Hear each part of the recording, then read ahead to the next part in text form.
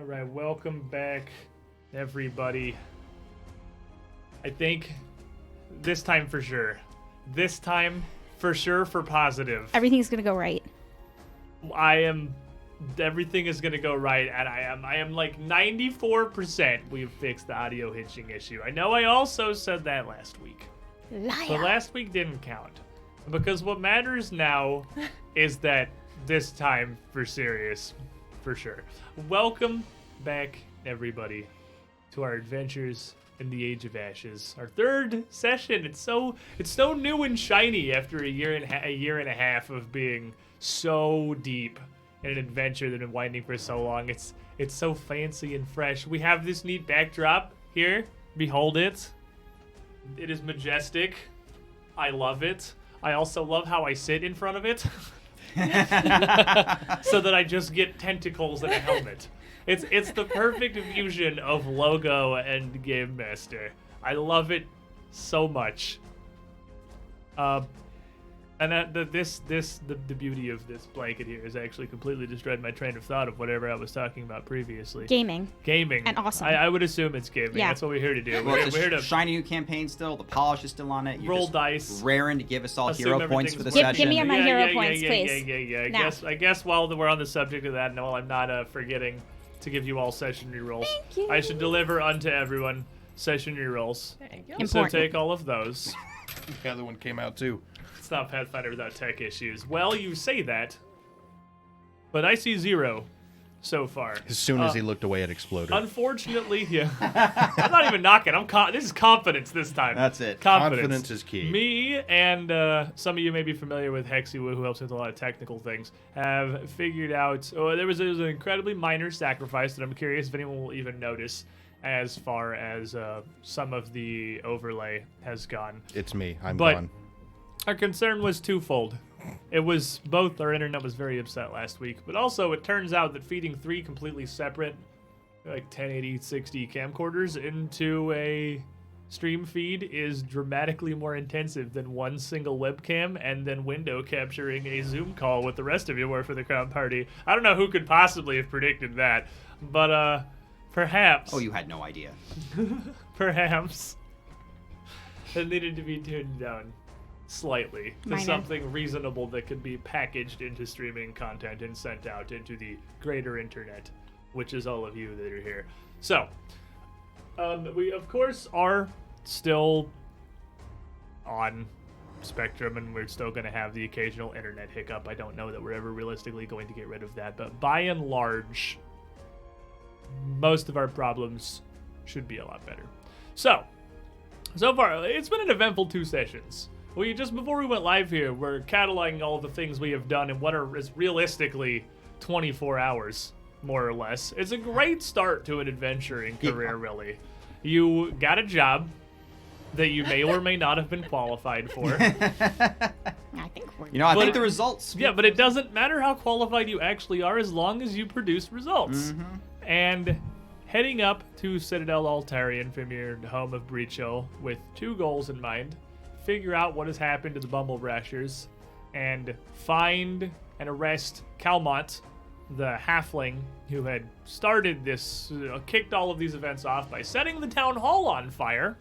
Always a great way to get attention, which he claims to have done to avoid attention. Not a very smart man. He doesn't seem to be great in the planning department. But we've got a recap video for these things, so I can just move us over there to get exactly what happened last session. Previously, in the Age of Ashes.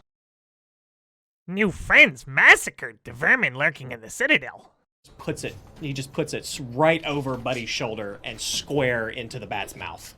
The undead will not be welcome in my presence. Amen. As light shimmers out and they just disperse, falling into their piles of bones as they were. Move in and get the first real solid blow against this thing as it's focused on Buddy Almost with max damage. So that's 17 times 2 is 34 lightning damage. What do you do? And then new friends even saved me from this angry, hairy man. What are you doing here? No closer! Oh, cut this goblin's ears off if you don't leave at once! Boy, you better not harm that goblin. You I have tell one you what. chance to get out of here without facing serious harm. He kind of like gets smaller as Now you I get closer. ain't here to chop anybody up. Anybody can be redeemed. You We grab do- the knife out of his hands, smack him right across the head.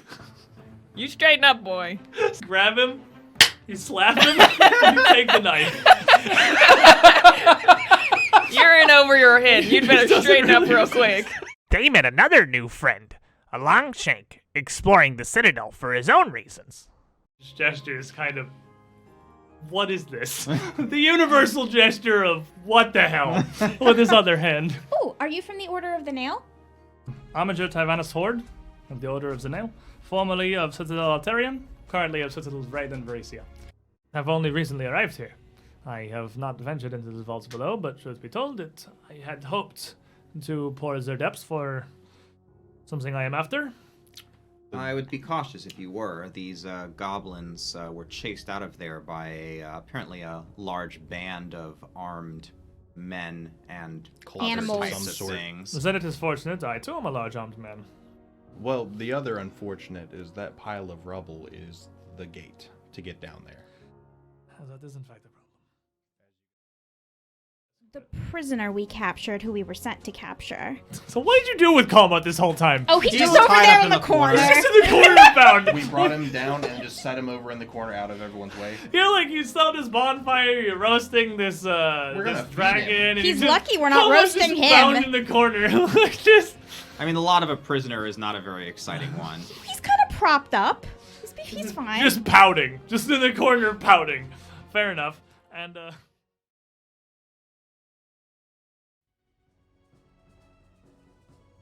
you could argue, perhaps, that the adventure may have been slightly too easy. It's easy to let victories like this get to your heads, noble heroes, just starting out your adventures. But things have been going fairly well so far. So we start off today's session with us heading back into town. Back to Breach Hill with our new friend Tyrannus, the Hell Knight Armiger, who we met while we were, just partying with a whole bunch of goblins around a roasted dinosaur. As you are wont to do sometimes. Just Doing hero things. doing hero things, a pretty standard experience. And as you proceed back down through the winter cold of late Abidaris,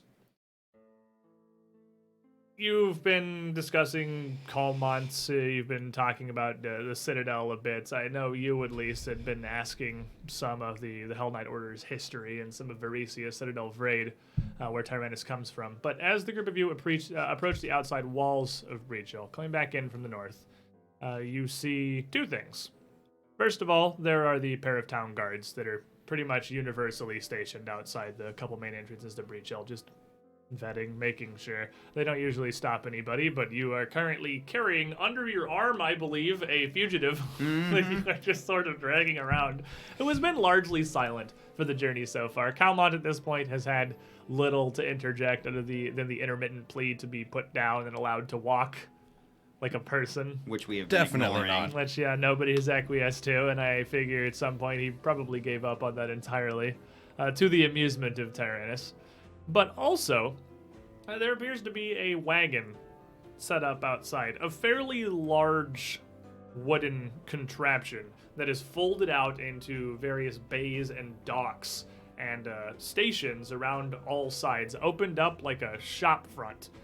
An amazing amount of engineering effort has gone into the thing, because it looks like the entire wagon damn near unfolds into a portable shop. Cool. With a pretty extravagant banner across the top, reading in massive, bolded, fairly plain lettering, Sal's Swordporium. It's odd for a variety of reasons, but all of you, having been in Breach Hill for quite some time, I love the sound of 25 notebooks opening simultaneously.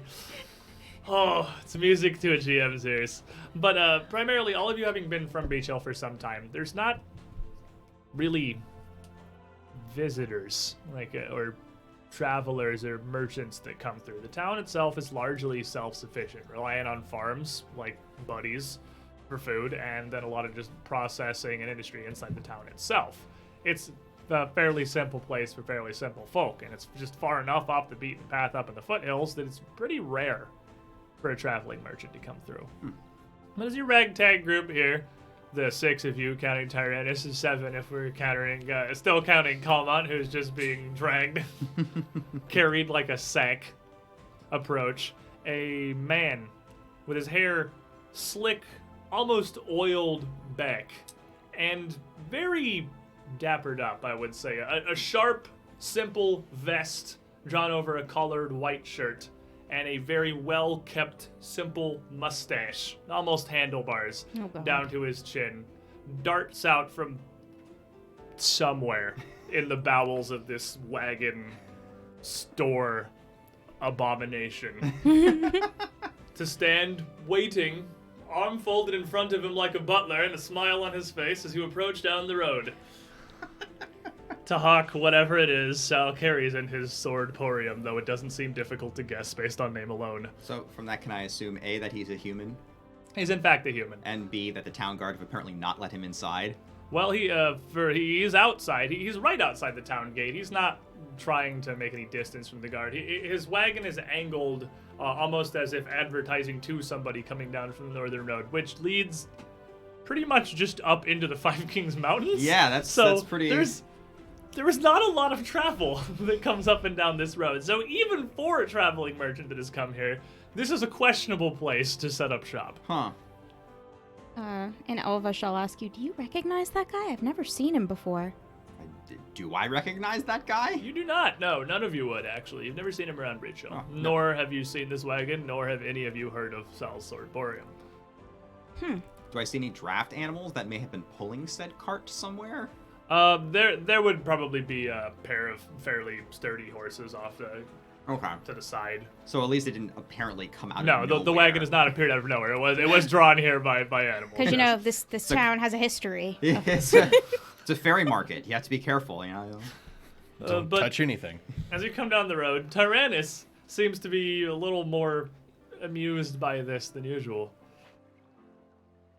Do you normally have merchants, travelers, hawks their wares here? It's we rarely get traveling merchants at all. We are quite far away from any place where it would be profitable for them to travel. That is what I would have assumed, but this seems like some operation. He almost seems, again, amused by the mere existence of this ridiculous thing. I guess I'll go over to the guards. We've come back with the prisoner. So if you're going to the guard, you're just walking right past this guy. Yeah, So walking right past him. Well, As you- I'm kind of looking at it because I'm pretty curious. As you go to walk past the Swordporium, he is absolutely going to hail you with the free hand. Friends, adventurers, mercenaries, heroes, whatever you style yourselves, welcome to Sal's Swordporium. Swords of all kinds, traveling swords, adventuring swords, fighting swords, protecting swords, anything you folk may need for your journeys. Sometimes, occasionally, runic swords, magical swords. You look the priestly clerical type. Tell me, and he looks down at your holy symbol. What deity does that represent? I assume that is a holy symbol of some kind of your faith? Well, yes, that's of Sarenrae. Sarenrae. I have heard of that one. She was the goddess of, hold on, don't tell me. I know this one. She was daylight. Yes? In a sense, yes. The goddess of the sun, truth, and healing. Ah, of course. Yes. Healing is the main one that come to mind. She runs the healing churches. Another very useful service to adventurers, mercenaries, heroes, whatever you style yourselves. I would ask, are you the leader of this? Is it a mercenary company? I don't wish to be rude here, but... No leader. Merely just along to provide assistance for the hard-working individuals And here. heroes will save you some words. Heroes, then. Fantastic. And as you step in to give him any kind of information, he just extends a straight hand after you. Sal Sartod, Sal Sum. I'll reach in. Reach past Dalren and he turns and just slightly adjusts his angle to be facing Buddy instead. Sal Sartod, Sal Swordporium. To whom do I have the pleasure of speaking with today? This is Buford Bates, but you can just call me Buddy. Buddy, spectacular name. You, I can see, an entrepreneur of swordship. You have a variety there on your person, your bag. Flat swords, wide swords, defensive swords. Mostly hammers, but you know. Flat swords, of course. We've all types here. I think you may be interested in. And he turns around and a whole side of his wagon seems to rotate and flip over as he turns the side to just an array of... They are literally all labeled as different kinds of swords. He does originally have a couple of just simple long and short swords that he has labeled as swords. Daggers, kunai, pocket swords, assorted spears and pikes as long swords. Are they not long swords? No, they're long swords. Okay. Long sword is labeled as just a regular sword. Okay. And he also turns around a portion of his desk to show an assortment of flat swords, wooden and steel shields. He has arranged on the front side here. Like, yes, here at Sal's Swordporium, swords for every type, for every hero.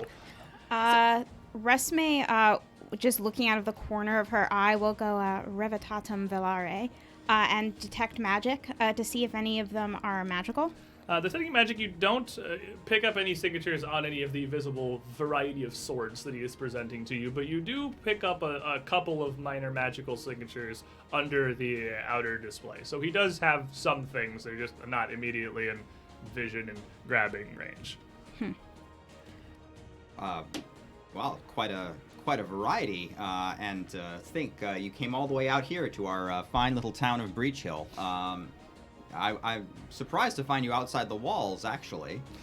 Oh, well, old Sal's journey takes him a wide variety of locales, and this one is not one I'd sought out specifically, I will admit. Breach Hill, you said it's called. It's an interesting little town, though. Quite far from, as you said, virtually everything. Clearly one very much in need of heroes such as yourselves. So you, and he looks over and he sees the halberd, Yeah. the Isarm, Yeah. I think is what you have, slung Yeah. across your back.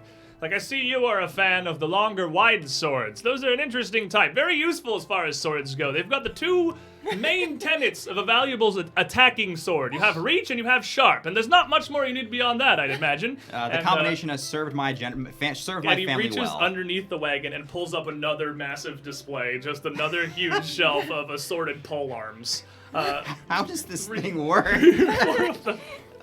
Just extending out from underneath the wagon itself. I mean, I'll look at it. I mean, just for any reason, just to look at the wagon some more. Like, what is this? Anything interesting? And everything he has is admittedly fairly simple. They're all fairly plain, but they all look to be effective. Like, none of them are of shoddy make or anything, but there's nearly no embellishment. The basic long and short swords, what he has under swords, are the most simple thing imagined. A basic handle, nearly squared crossguard, and just a flat blade sharpened on both sides, with a simple stubbed pommel. And that's the same recurring theme for everything. There doesn't appear to be any sign of a forge or an anvil or any kind of smithing gear. It doesn't indicate that this wagon has anywhere that he could create these things himself. Then again, he continues to appear to pull stuff out of almost literally nowhere from this wagon, so it's entirely possible there could be an entire smithy in there for all you really know. So what are you doing here outside of town, though? You know there's town square and everything inside. Oh, yes. From my understanding and my discussion with this gentleman back here, so what was your name again? He turns back to the guard. And the guard, half exasperated, but at least a little bit amused here. Tyrannus is in the back, just grinning at this. Tyrannus is beyond amused. Sir Fest. And he looks back. Yes, Sir Fest. Oh, I remember now. Yes, you had the bear name, not the Grizzly Fest, not the Brown Fest, Panda Fest, Pandaris Fest. It was an amusing one. Sal found humor in this man's title. He told me that there was very little of the traveling merchants that came through this breached hill, and that the town square may not actually attract as much as the journeying road here. And now, standing not more than 4 or 5 hours, customers indeed have appeared. He has not led me astray. Thank you, Sir Fest, for your assistance. And he turns back and nods to the guard, and the guard just shakes his head. And, who has Calmont? Just out of raw curiosity. Probably me, actually. You. So you're a little back from this, because Buddy kind of pushed past you Yeah. to get in. And, as Pandaris, the guard, sort of looks across the group here, he sees Calmont and, like, narrows his eyes a bit and kind of leans in a little, like he's trying to look. And makes his way over towards the group with a quick motion to his partner. Mm-hmm. And He just sort of leans into you, Dalred, and says, that's Calmont, ain't it? Yes, indeed. We're bringing him to the town hall to face justice for trying to burn it down. Of course. Don't let this... Just makes a hand gesture encompassing the whole of South Swordporium. Whatever please. this is. Well, Stall you any longer. Let's go, please. perhaps then Sal will come back and browse your wares later. We actually have some other interesting swords that you might find interesting as well. But we actually are delivering a package, and you'll kind of heft Calmont under his arm, to the authorities here. And so time is a bit of the essence. I understand. Yeah, your small friend there might be interested in the arrangement of pocket swords that I have here on the side. Much smaller weapons for smaller folk. Easy to wield, easy to conceal, easy to do nefarious acts with, if that's what your friend is into. It is indeed, and that's one of the reasons why we're bringing him in. Fair enough. Well, if he's interested later, I'll be here. Have no worries. No concerns, my friend. Sal Sartad at your service. Hear that, Calmont? You might have a place you can still do business after all this is over. Do watch out, though. He has a tendency to light things ablaze. I had heard once upon a time. Do you have any fire swords? No.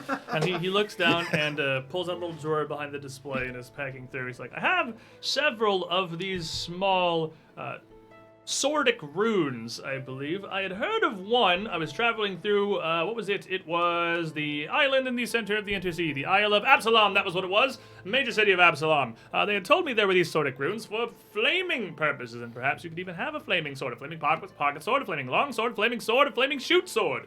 And he pulls down another lever from the top of his thing, and bows just I knew it. I knew it was bows coming. and crossbows just dangle down from this extension to the top of the wagon. At this point, this guy has a veritable, army, national armory of just assorted weapons. Like displaying flips and a string comes and just goes... just down the side of this wagon. Thank you, but if I want to light something on fire, I'm perfectly capable of doing it myself. Now, hold on here right quick. I mean, this guy clearly knows what he's talking about. I mean, just look can we at please his go back to wares. town? Buford, buddy, Buford. Can I call you Buford, buddy? Buddy, Buddy. really And, the way to go. He pulls out another small, kind of square stone, maybe about as long as your thumb in all directions. It's very flat, very thin, and it has what looks to be an intricate sigil inscribed on the outside of it. The thing is perfectly smooth, other than this slight engraving. And he sets down on the corner. Well, I may not have access to flaming for you, buddy. What I can do is I can get you one of these Swordic sigils for any of your own swords yourself, except your body swords. Body swords are a different sort, but your flat swords, your long sword, your regular swords. And he looks at you and seems to stop for a second, looking at what you have on your belt. He sort of he freezes. What do you call that?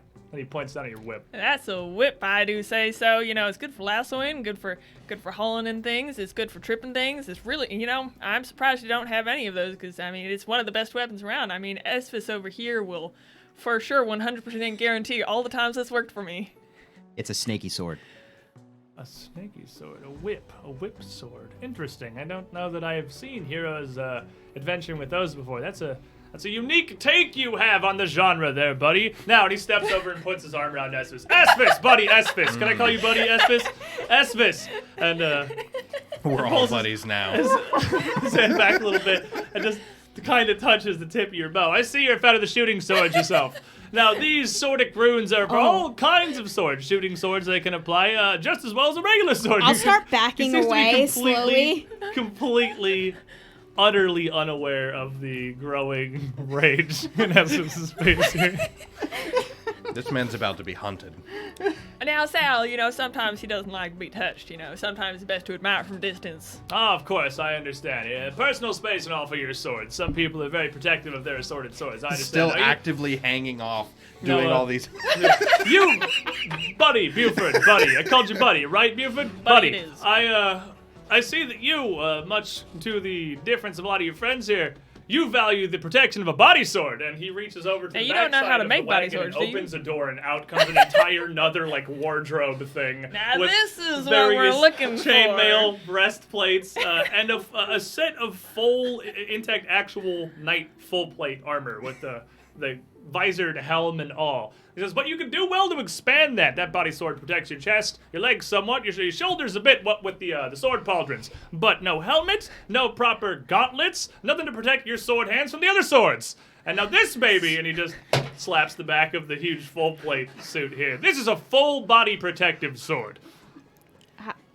You can fit so much buddy in this thing. You can fit so much buddy in this sword. Slaps roof of sword. I guess I'll try to figure out what the little disc thing actually does. I'll try to identify it, and I do have quick identification now, so it'll only take me a minute. Fantastic. So he did leave it on the counter there. So as you're just looking over this little thing, I will just go ahead and throw a d20. What is your, I'm assuming, Arcana that you're using? Yeah, it's +5. So this very simple sigil here is actually a rune stone. Rune stones, this is the first time we've encountered here, and this is a very new, very large Pathfinder 2 mechanic. I'll explain a little further than I normally would, also because you critically succeeded on that anyway, so I'll give you all the details. Rune stones are Pathfinder 2's answer to weapon and armor enchantments. Instead of you just having to take a sword and have a wizard actually enchant the sword itself with +1, you apply physical runes to weapons and armor. The potency crystal that you had used last session basically simulates having +1 striking runes on your weapon, which are 2 separate runes. Okay.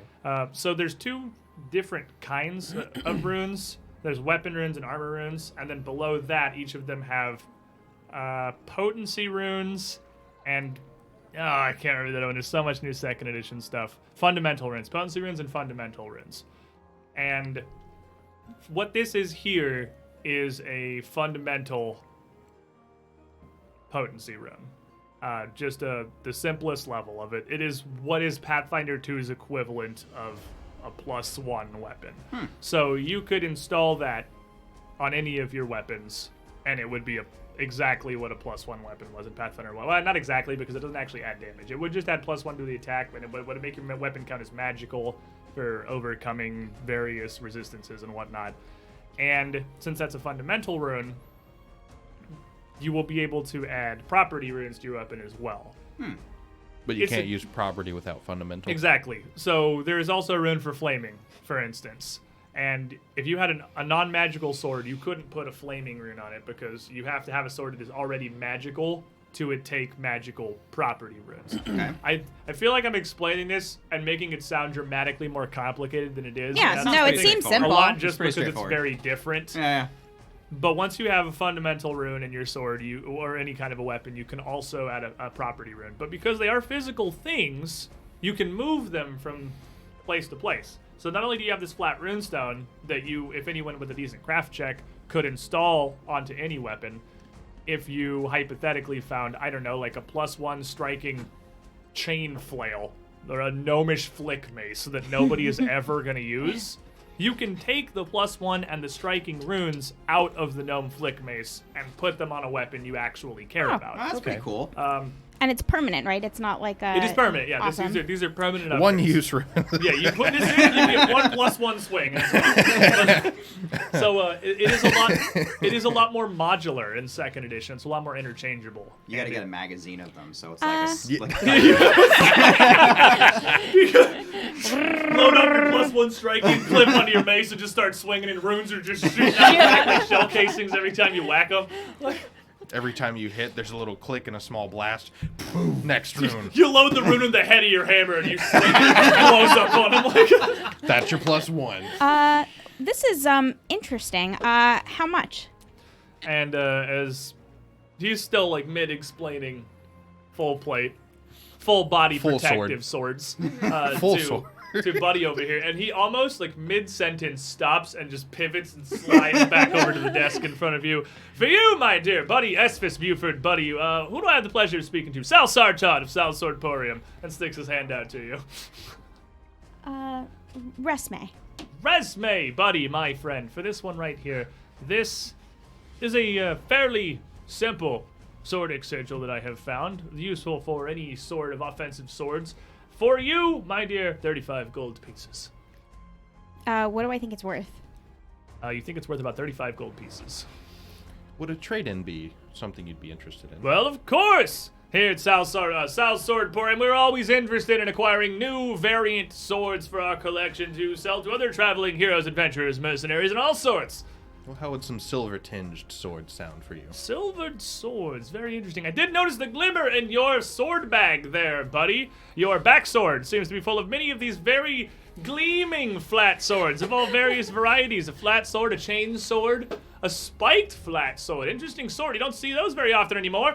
Let's take a look if you're interested. I mean, Put 'em on the counter. if you don't have one, I mean, it would be a shame to not add it to your collection. You wouldn't want to be incomplete, now would you? And so you got 4 of these things now? We're gonna Yeah, we got 4 of we're these gonna put things. one of these on the counter, and the entire thing's gonna collapse from all the weight.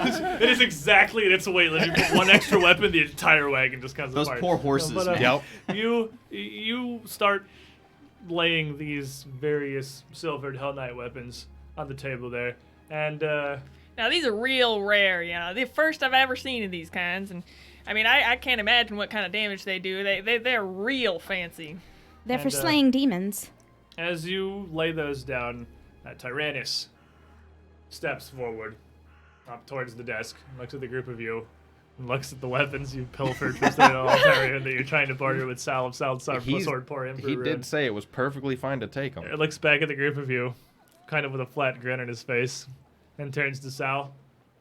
This weapons here are manufactured by the Hell Knight Order of Zanel for the purposes of slaying demons, devils alike.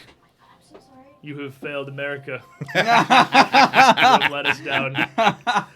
There's like 3 things in the pre-show checklist. To be fair, we Well, didn't do 2 of them. That's fair. No, put that 4th wall back up.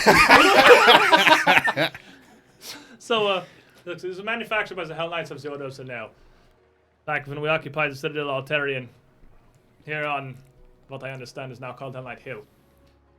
These weapons are as effective against these outsiders, these denizens of the Hells and the Abyss, as they would be against mortal flesh.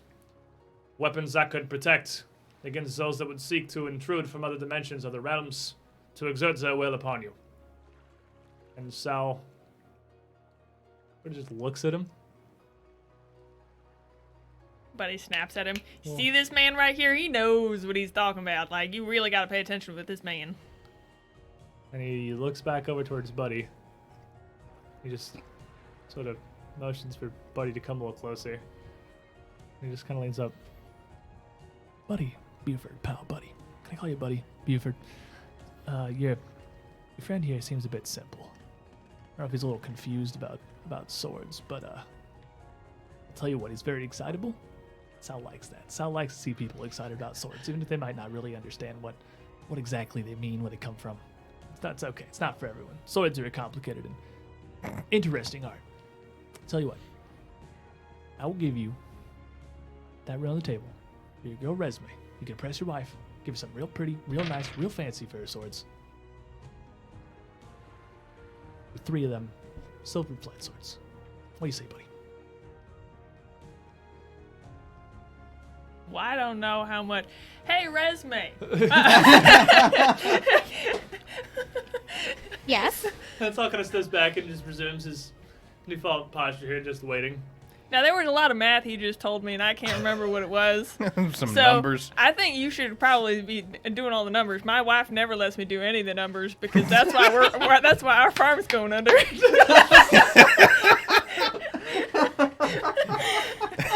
Oh, buddy, you farm food swords! We don't grow corn around here. Oh. You had the look of a food sword farmer, maybe. Them upright, long, yellow shafts, edible sword. No. For corn, that don't grow this far. This Salad far out. swords? Yeah, mostly salad sword. Sword mostly garnish, like ground swords, the sword-tatoes. Swords that, horses eat. Ah, I understand. Swords. We'll give you 2. Kel looks down at him. 2. You're never going to find them again. These are some fairly fancy swords that you've brought in here, I must admit, but this here Swordic Sigil is an interesting lot. Difficult to acquire these kind of things out here in this neck of the woods. Pretty far up in, what country is this? Isker. Isker, that's it. Isker, little Cheliax, we used to call it. Big Taldor, we used to call it. Big Sal Nose. Sal Sartot, Sal Sorporium. He tries to shake Dalren's hand again. I mean, I'm the only one who hasn't shaken his hand yet, so might as well. The guard is still just standing there at this point, resigned to his fate that you are not going to walk away from this wagon anytime soon, and that you have been enraptured by whatever foul sorcery Sal Sartot of Sal Sorporium has put out upon you. And It is interesting, but it's not exactly uncommon. Let me tell you this. Here, Sal's gonna make you a counter offer, my dear. The true nature of haggling. Let's see what he has. And Do he we have to? reaches Absolutely. I'm He quite reaches- enjoying the show. down under the table and rustles around a bit. And you hear some clattering of metal and glass and all sorts of nonsense. You have no idea what he has down here. It's a kitten. Could be a kitten. It seems unlikely at this point, Kittens but have natural swords. you really don't know. And he grabs some things. Says, well, my dear, you drive a hard bargain, but heroes such as yourselves, I say, do very much have a terrible good use for drinkable swords. And he puts 2 glass potion bottles up on the table. Lesser drinkable sword elixirs to undo all the harm those offensive swords done to you that your defensive swords haven't been able to protect you from. So 3 of those for this sigil and 2 lesser drinkable sword elixirs. Do they That look? sounds amazing. They are clearly labeled as lesser elixirs of life. Lesser elixirs of sword. That's a really good deal. Yeah. If he was making a label. She'll look like she's thinking about it really hard for a second and kind of wince and then go, oh, okay. Are these the ones that taste bad? Because I don't know if we should take this deal. Fantastic. A pleasure doing business with you, Sal Sartot, Sal Sarporium. Anytime you need any kind of swords for any kind of business, Esphis, buddy, Esphis. Can I call you Esphis? Remember this face, remember this wagon, remember this shop. Sal Sarporium. And, I intend to. I made a mark on you too, Esphis. I knew it. A separate transaction for you while I He have just you takes here. the 3 closest of the silvered weapons, which is everything but the flail, unless anybody No, the flail's great. stops him. So the flail is the one that he leaves. He So you takes want to the attach the lightning. It's fine. the other 3 and puts them back on a small rack under his desk, presses or slides the +1. I'm not sure what the actual technical name of this thing is. The fundamental potency rune. Nice, a potent +1 potency rune, whatever this thing is actually called. Towards you, and the 2 clearly labeled lesser elixirs of life, lesser drinkable sword elixirs. All right, fair enough. Here, we can And use them with our I'll weapons. raise my hand from below the counter. Hands back to you. Yes, Uh, my small priest friend, buddy Esphis, buddy Resme. Can I call you buddy? Sal Sure. Sartot, Sal Sartot, Sal Sartorium. a pleasure. Shake your hand.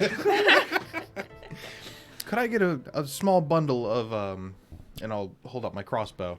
What would you call Sword bolts. Sword Yes, bolts. Launchable sword bolts designed for the sword slinger. I have plenty of those. And sword? he just turns the rope that all the various bows and crossbows are hanging from to put the crossbow and the light crossbow towards the middle. And then reaches back, rustles around in the wagon a bit, and pulls out 2 small potted quivers of crossbow bolts. And which he will be more than happy to sell you to for whatever a quiver of crossbow bolts costs. That I you bought them in believe character it's 2. creation, so I'm going to assume that you know this. I believe it's 2 silver for 10. Sure. That actually sounds way too high, but we'll look it up later. Yeah. Just write down that you have, and we'll deal with the monetary side of things at a later occasion.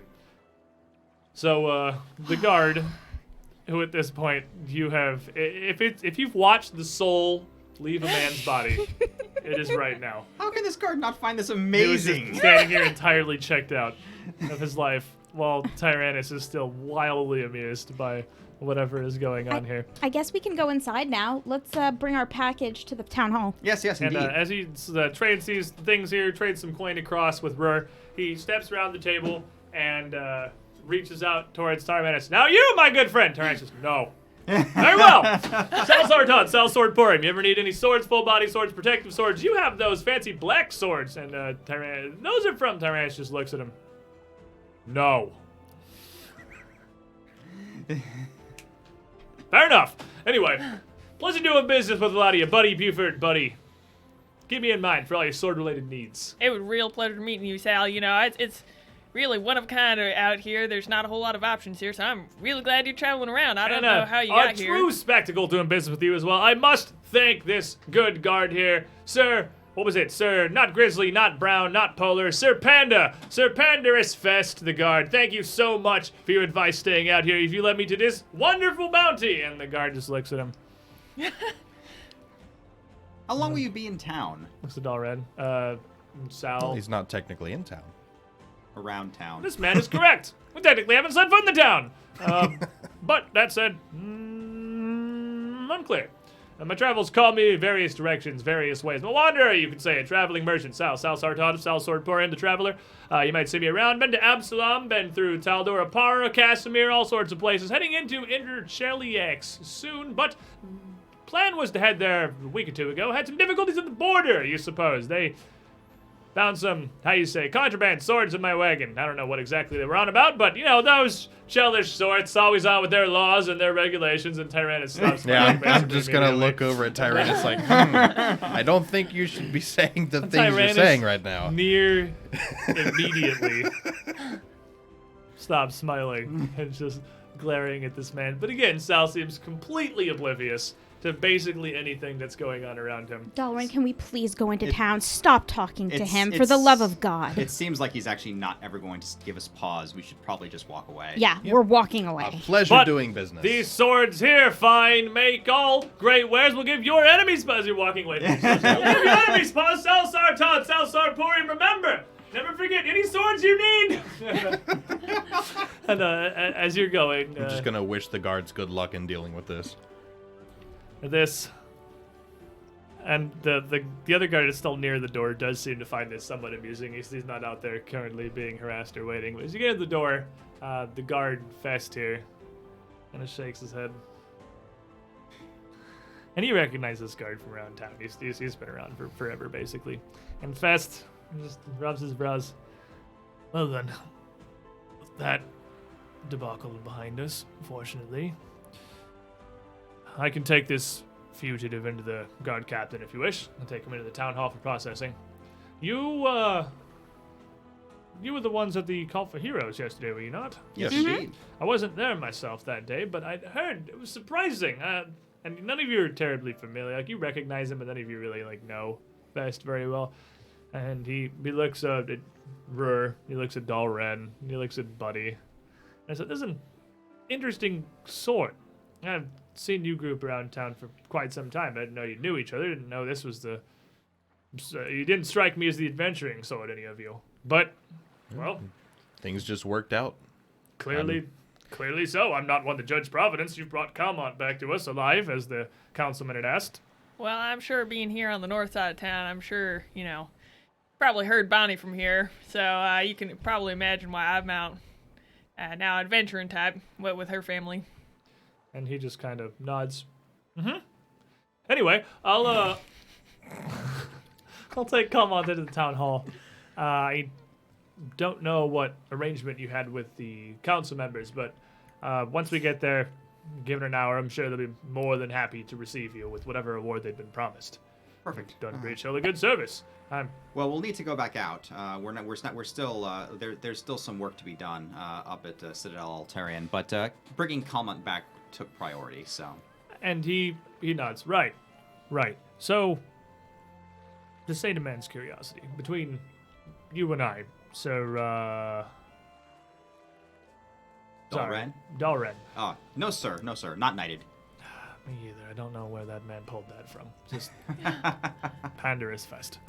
But, anyway, Dalren, what's going on up there?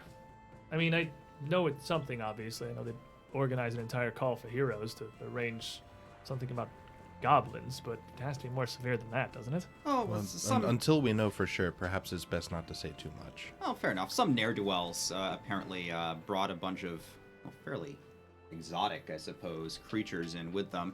The goblins wound up being trapped in the battlements, hence they sent their smoke signal up for distress. But there's still more trapped up there that are causing mischief, no doubt. We'll go clear them out. No. I get that. But what's it really about? Mostly large, rabid toads. Big ones. Toads. Well, actually, Large How do toads Toads. survive in this cold? with acid. That Wow, I don't remember any of this. I'm just rubbing my forehead. So I guess Dalrin will go through. I guess Resume probably has it. And There- pull out the hide of the dragon dog and just kind of show him one of what's up them. with that? Good gods. It's all right. We And she put it exterminated back. most of them, but we have to go back and make sure their nest is cleared out. Not to worry. We have it under control. Very well, and I certainly hope you do. And then he just kind of tugs on Calmont's bindings. Absolutely no idea how this cat survived up there, but I'll take him to the town hall. Well, More of a dog than a cat, but yes, take him away. you... It's damn impressive. And he takes it and just yanks on Calmont and just half drags him further into Breach Hill. I'm telling you, we need a name. As we walk toward the town hall, Resme looks at the group of you and just kind of in a low tone says, "It's best not to talk about what's actually going on up there until we know better. For now, let's just leave it as large, rabid, poisonous, reptilian or amphibious toad things. Shall we?" I'm definitely not going to be using that excuse, but I will refrain from speaking of what's happening. Is there a reason why we shouldn't brag about our accomplishments? First of all, you should never brag about something when you don't actually know what you've done yet. We have not done anything worth bragging about quite yet. And you've killed a variety of fairly large We dangerous haven't creatures. finished Second of saving all- Did them you yet. see that guard's face when we showed him the dragon dog hide?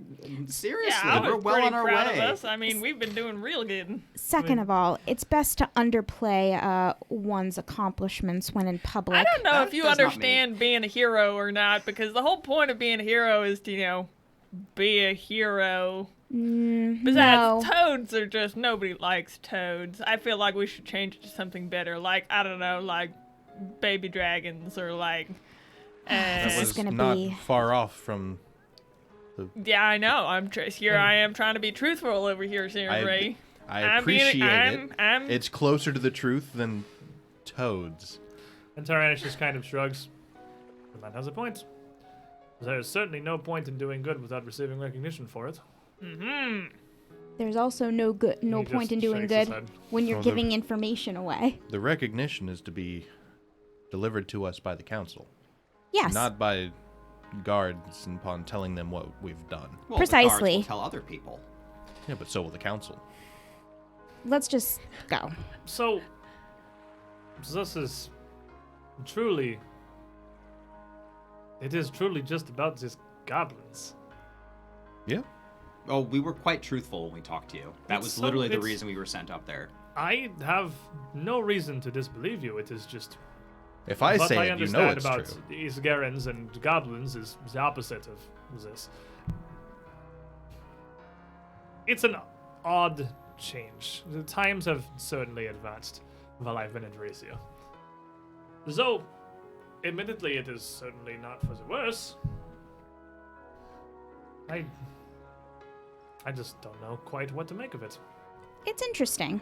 It's We'll kind s- of funny that the first adventure that my wife sent me on out here is going to be for goblins when her whole family ended up getting wiped from the goblin wars, but I suppose time moves on, eh? We'll see how long it lasts.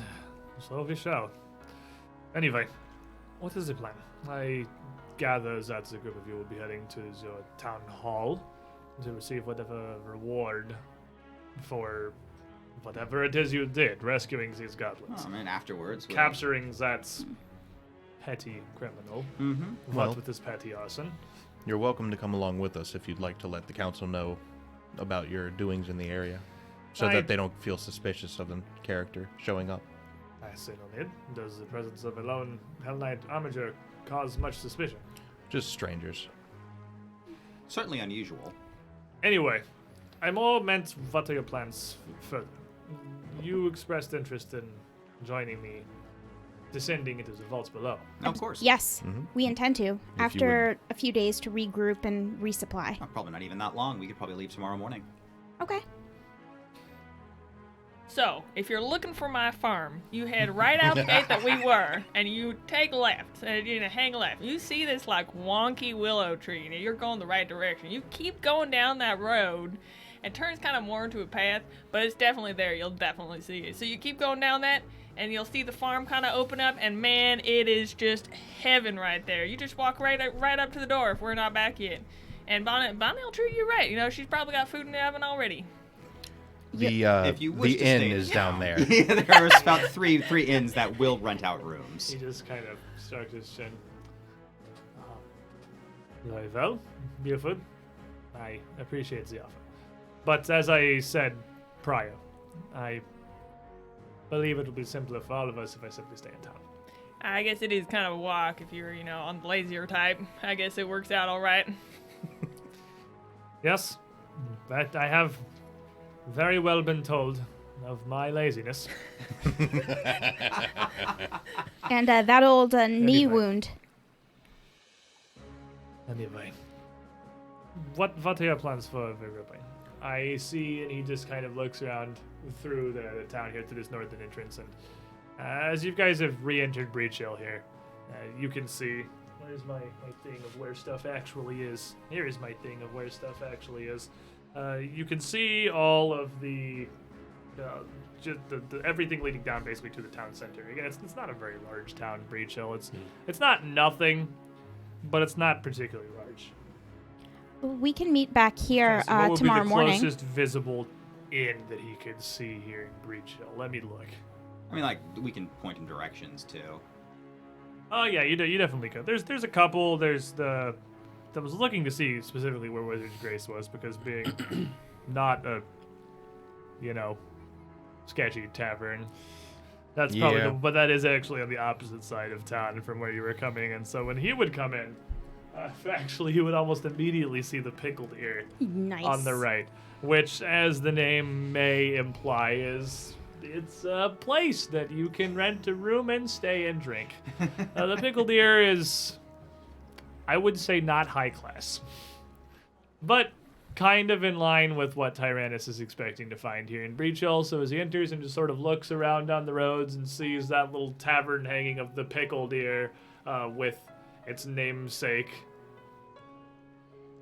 and a grimace. Perhaps the fun would be better after all. I'll let him know about a couple of the other choices that he might want to go look at. Not gonna doom Darwin was Tyrannus- totally gonna let him sleep. Not gonna doom Tyrannus to the Pickled Ear. If you would let him know of some of the slightly less rowdy places he could stay in town, he would thank you. But again, ask, when do you wish to adventure back to Citadel Alterian? Are you planning on... We could return to the North Gate tomorrow, a couple hours after sunrise, if that works Sure. for everyone. That'll work. Fine. Which is agreeable? Then so it shall be. Very well. I look forward to meeting you again tomorrow. Hopefully, I find what I am looking for, and you will be able to find what it is you seek as well. Though, it does not sound as if it will be terribly simple, so prepare as you will. If the necromantic safeguards of the vaults have somehow frayed or corrupted or whatever it is unattended magic does given time, there may very well be a fight ahead of us. Oh, we'll As he says that, it's the first trace of trepidation you really hear in his voice. It's the first time you've really heard not so much doubt as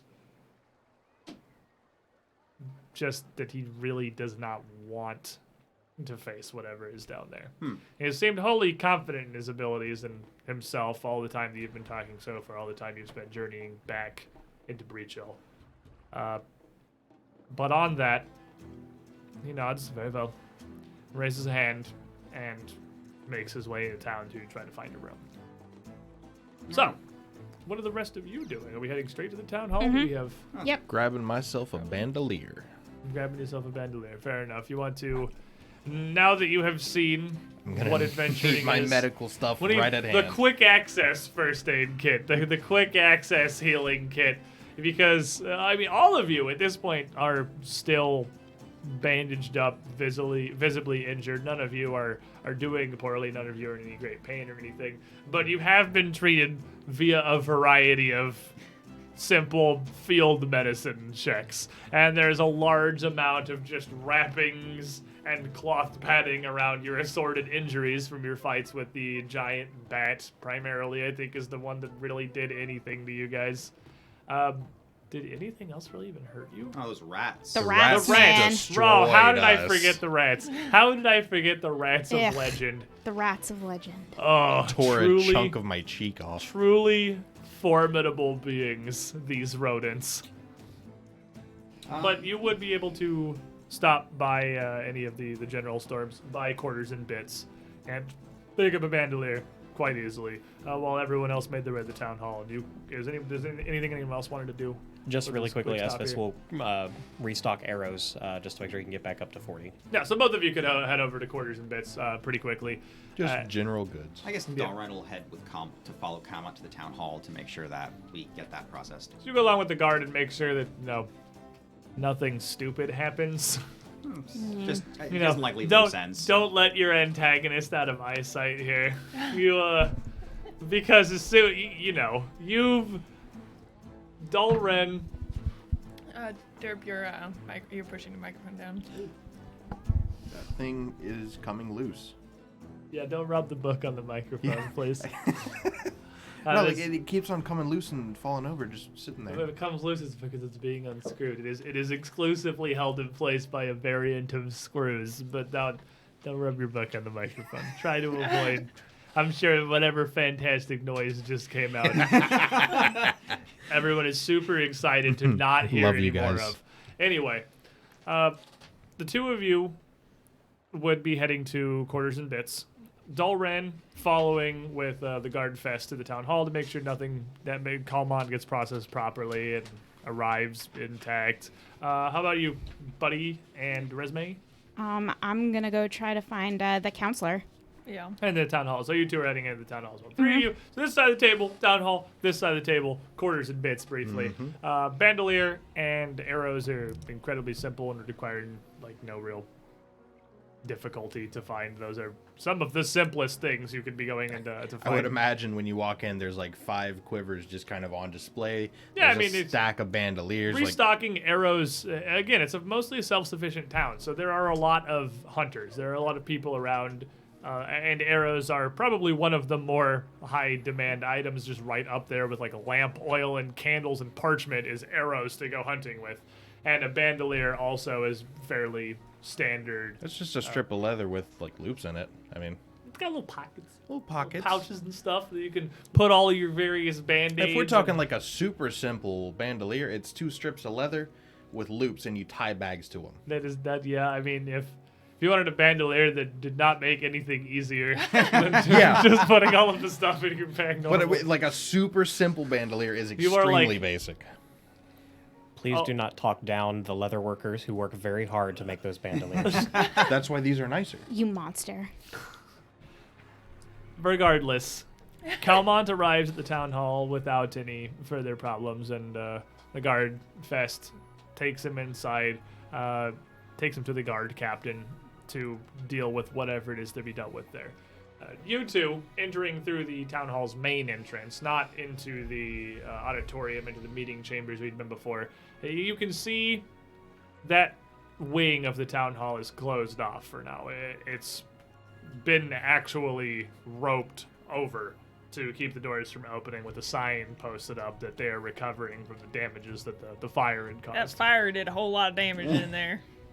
I mean, you did a spectacular job of stopping it from spreading, but it was a pretty freaking huge I fire. also I mean, blew a hole in the wall, but it was the fire that did a whole lot of damage. the buddy-shaped hole on the other side, the back side of the town hall, that They're framing it. And That's putting a the door different that cartoon problem. Buford cutout that just smashed through the side of the wall has been kind of hastily boarded over, and also similarly roped off with a sign, "Please use main entrance." Paste it up on the outside. But you head to the front, to the main entrance, where anyone who needs anything for the town hall, where basic services are available, and the clerks, recognizing you, and with the guards coming through with Calmont, are very eager to fetch the head counselor here. Briefly. There's a little bell there that says ring for council service. I mean, realistically, there's there's probably one clerk that sits and actually processes whatever people have some kind of needing help with deeds or any sort of permits for anything, or occasionally returning heroes from the Call for Heroes. Our mission's done already? Well, that was Prompt. golf clap. Yeah. But around the time that Rur and Esphus arrived from Quarters and Bits with their resupplies would be around the time that they would take you into the back to the other opposite wing where the actual offices and bureaucratic chambers are located. And they would take you to Baltus Burton's actual head office.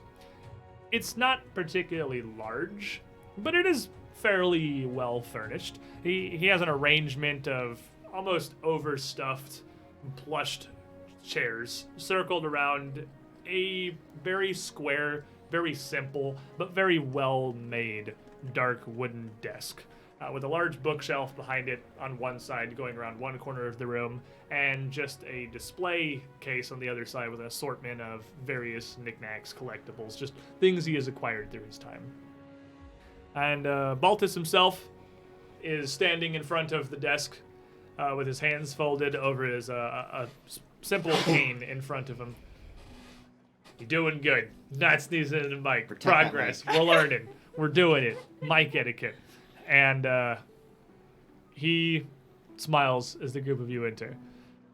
I must admit, I had not expected to be hearing back from Breach Hill's newest heroes so soon. I have spoken with Councilwoman Gardania about her agreements that she had made with you, and I have seen fit to approve this addendum to our original bill at yesterday's Call for Heroes. But this is truly impressive. So, Calmont has been returned intact, I assume, from what little I have seen and heard. Did he make it all the way up to Hell Knight Hill? Yes. Yes. Sure did. He was taking those goblins hostage. He's a real bad man right there. Please, have a seat. I'm eager to hear the tales of how this has all come to be. And he moves around back behind his desk and sits down and reaches in a desk drawer, pulls out a couple notepads and some various quills, and then rings a small bell on his desk. And as he does, after a brief moment, the door opens, and a page is waiting there, and he motions for him to come inside. Vaughn, if you will, please be the notary for our meeting here, and keep the books for us. I would like a quick dictation of the exploits of our newest heroes for the logs of the Call for Heroes events.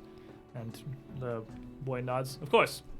Resme will launch into a detailed but brief account of what went on. Our trip up there, what we found, the fact that the little stooge had clearly gotten it into his head that there was an ancient magical artifact down there that would lead him to the promised land and get him out of this little backwater. Yeah, that's pretty much what he thought. Yeah. That's inaccurate. He was not a bright man. Did not have a fully formed plan. And it was just A list of potential threats to the town. It was literally just him getting this idea into his head and deciding that he was going to do it regardless of the consequences.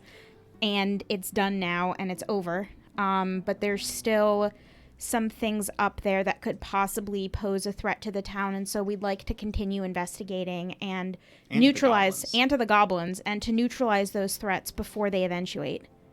And the head counselor Burton listens intently to all of this, nodding along as the page Varn Tarvel sits quietly at the corner of the desk with naught but the scratching of his pen as he attempts to record as accurately as possible your description of how the events take place. Head Counselor Byrne does not interrupt you at any point. He just lets you tell this entire story, other than just, again, the occasional nod and just expression, of course. He's showing interest, clearly, but not... He doesn't ask any further questions or anything. He lets you tell your story. As it comes to a close, he nods once more. And to clarify, so you tell him all this stuff about Calmont, and you tell me when to go back up there for the goblins. Do you tell him what the goblins had said about being chased out of the vaults, about the Cinder Claws, about the cultists, about the frog people? She has not had any firsthand experience of any of those and cannot verify or prove any of it. So until I've seen it myself, there's really nothing to tell. Yeah, You're just saying there is still a problem. There's still a problem. We don't know what it is. There's beasts involved, but like I'm not gonna go for it. Dalrin doesn't trust goblins, really. Not that he doesn't trust them because they're devious or sneaky, but they are. More so they're more because he doesn't think they're also, they're just they're goblins. bad witnesses. Yeah. So. Yeah, we want to verify with our own eyes before reporting anything concrete. And he nods and says, very well. This is quite expeditious. Typically our tasks for these call for heroes, they take some time for adventurers or mercenaries to prepare, to equip themselves, to ready, and to be able to pursue a case to its closure. But you, in the span of, I dare say, barely more than the time it would have taken to tread to Hell Knight Hill and back, have returned with the arsonist in tow, have made contact with the chieftain of the Bumblebrushers, and have ensured that the tribe is still alive and well. This is far and beyond what we have come to expect. And you have not just my thanks, and not just the thanks of all of the town council, but of Breach Hill as well. As it sounds like whatever this problem is you still need to address up in the Citadel is worse than we may have feared. At least, I'm unsure. But two things are very clear. And he pulls up another small drawer at the top of his desk, and he pulls out a little pouch of coins and puts on the table. The first is that you have fulfilled the tenets of this new task that Councilwoman Gardania has given you, as you have brought back Calmont alive and well, so that we may understand why and what exactly it was he was hoping to accomplish. She had offered you 10 gold, and as I said, I've seen fit to approve this. No concerns whatsoever. You have very well and truly earned it. And slides that pouch of coins across the table. And he pulls out another identical pouch and puts it up as well. And beyond that, you have fulfilled the tenets of Miss Warble's contract of the original Call for Heroes, our original bill. You have been to Hell Knight Hill. You have ensured the safety of these goblins. You have made contact, and by your account, Miss Resme, you have allowed her to get back with her tribe and ensure their safety for the time being. These were the tenets of our mission here, and I see no reason that you need bother yourselves with further investigation of the Citadel. Of course, you are more than welcome to pursue these ends at your leisure, but if the goblins are alive and well enough and Miss Warble has been allowed to contact them, I consider the contract fulfilled. Thank you. They are goblins, after all. Well, they're still there. What more could they need? Our reasons for pursuing the farther threats are more so for the safety of everyone. That is fair. And, of course, I will make no motion to stop you. You are more than capable, clearly. But at the moment, the council and myself see no further current threat from Hell Knight Hill and see no need to invest the town's resources into these investigations. And he slides the second pouch. But this 20 gold, as we were agreed, for these now 2 contracts, again, I hope serves as more than appropriate thanks for what you have done for the good people of Breach Hill and Eastgate so far. Of course. Why, thank you very much, Counselor. Now, I don't know what opportunity you may have had to speak with Calmont or to interrogate him yourselves. But if it is of interest to you, since you have put so much effort into your own investigations and since you have been so successful and fortuitous in such a small frame of time, it may help you or lay you somewhat at ease to know that the guards did contact Miss, and he sorts through a couple of papers. Oh, where was this? And the page speaks up. Head Counselor Burton, Miss Vosley Rain of the Reliant Book Company. And he nods. Yes, of course, Miss Lorraine. And she had no knowledge. She did not seem to be in any way involved in whatever Calmont has done here. In fact, she was quite distraught to learn that this had been traced back to her company.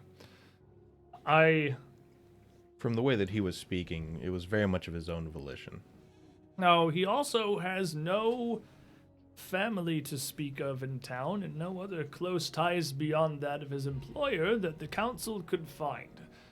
That said, this matter will be taken by the town guards, as of course this crime will be punished and investigated by our arms of the law as well as they can here in the town hall. But we thank you for your services so far. Is there anything else, heroes, that we can do for you? Anything else that you may need or seek from us? Anything else that you feel is unfulfilled? Because again, this is nothing short of a spectacular performance. I will admit, I had my doubts for your group at your first presentation. The lack of a name, I think, really held us back. And the fact that you are more of 5 individuals than a Are you kidding me? Me and Esvis go way back. Can you see the chemistry? He kind of looks over to Esvis. Looks back to Buddy. Well, perhaps. But you certainly seemed a more ragtag sort than the Singing Spears. And we did not mean any slight by our choices, of course, and we hope none was taken. No. None at all. You have performed admirably.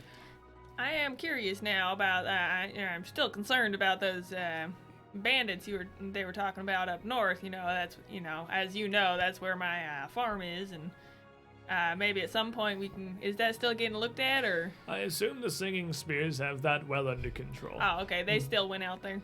They have. They are still under this investigation. I believe they had left this morning, actually, to begin in earnest and see what they could track down and find. But that is a matter that the town council will deal with. You need not concern yourselves with them. I was just making sure. That takes a load off. Buford it was. I do understand that your land is also on the northern end of town, and I assure you we will do our best to make sure you are safe. It's appreciated. I know this town does its best, and I've never had a worry. If these bandits were to push further into the town itself, that would bring it within the jurisdiction of the town guard, and the full weight of our resources would be dispatched to address the problem then. For now, though, we've no reason to believe these bandits have operated anywhere closer than several miles out from the town itself and from the outlying farms. Then we will attend to our business, and should it become more obvious that the town has an immediate concern in the area, we shall bring it to you and go from there. Of course. Now, with that, I believe our business here is concluded. Again, thank you, all of you, very much for your services to the town of Bridge Hill. Indeed. It will not be forgotten. Tipping your hat like you have a cowboy hat. It was more of like a salute thing, but yeah. Turns over to the page. Vaughn, ensure their names are taken properly for the record of heroes to be updated. Oh, that poor guy's gonna have so much Elven he's gonna have to write down. Yeah. Nods, of course. And then the page stands up and motions towards the door of the office. After you, then, heroes. It's G-A-L. She'll start spelling really slowly. Well, he'll take you out of the office and Yeah. just up into one of the closer chambers to the front entrance. One of just a simple scribing room, and you will attempt to walk this poor boy through some incredibly elven names. I'm sure he'll be happy when it comes to my turn. And then, Yep. and but after that, with your coin in hand, they would release you from town hall, back out into Breach Hill. So it comes out to 4 4 piece. gold each, yeah. 4 gold apiece. 20 gold for the group of you. 20 total? I thought it was 10 and then 20. 10 and 10. 10 and 10. is 20. Yeah, Okay. 20 total. There's 2 payments of 10 gold to get you each of those. So Okay.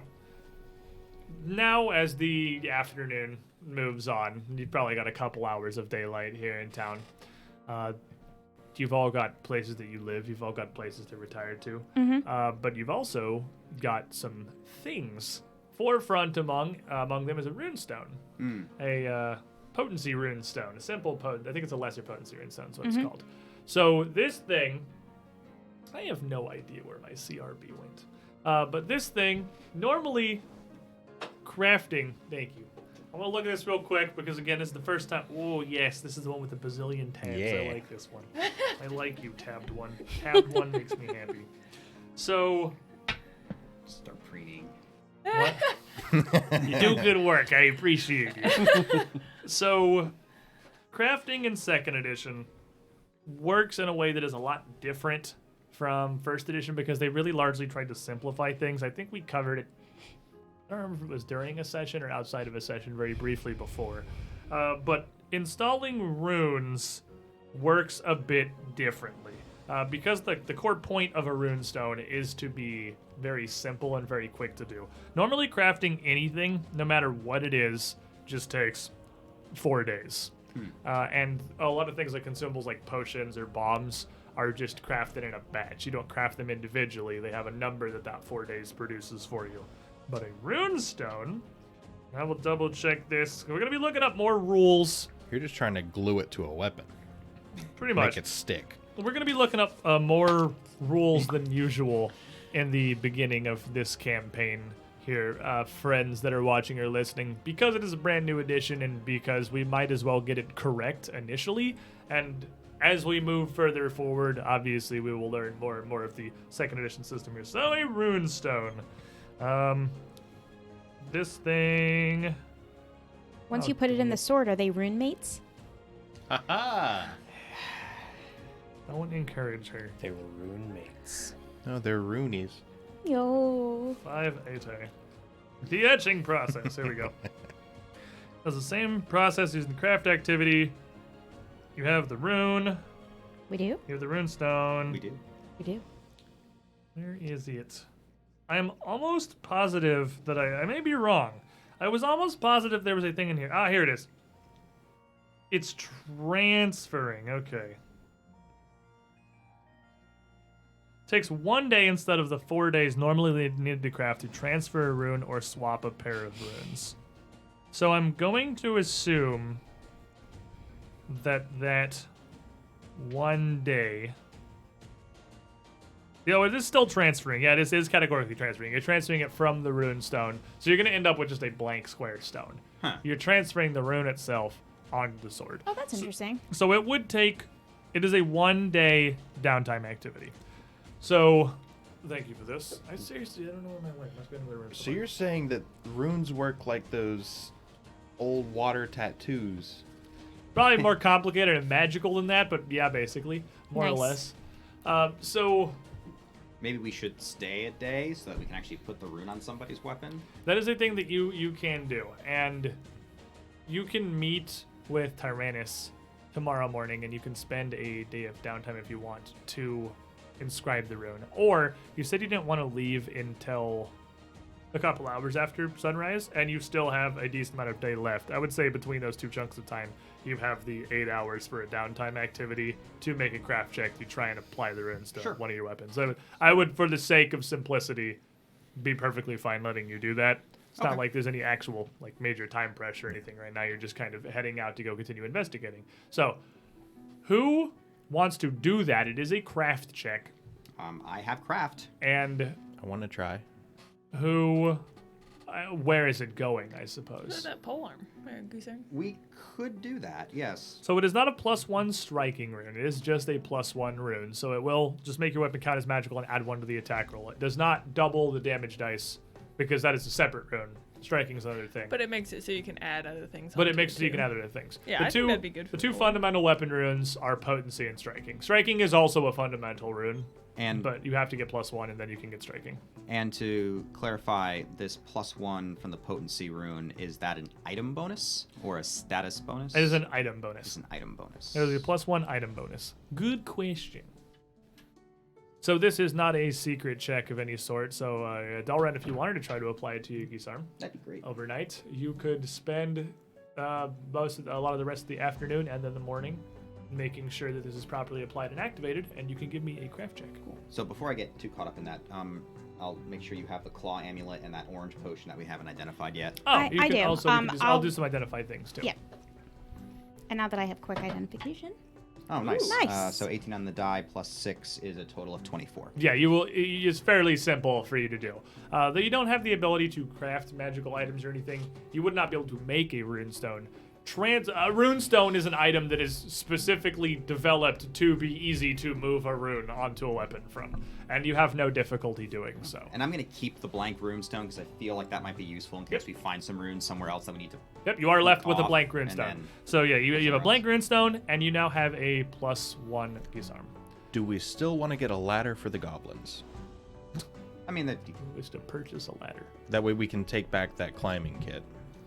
Well, I mean, we're just missing a few pythons. We're not actually like missing the whole climbing kit. So we just It would be replacing the pythons safer for easy. them not to climb like that, though. Yes, it would be. It'd be nice if we brought them a ladder. They'd I'll- probably appreciate it. I'll Or maybe grab 'em a not. ladder. They're goblins. If you would like to go buy a ladder, you're would more like than to go welcome buy a to. ladder. You have coin, The and struggle is me taking the ladder up the mountain.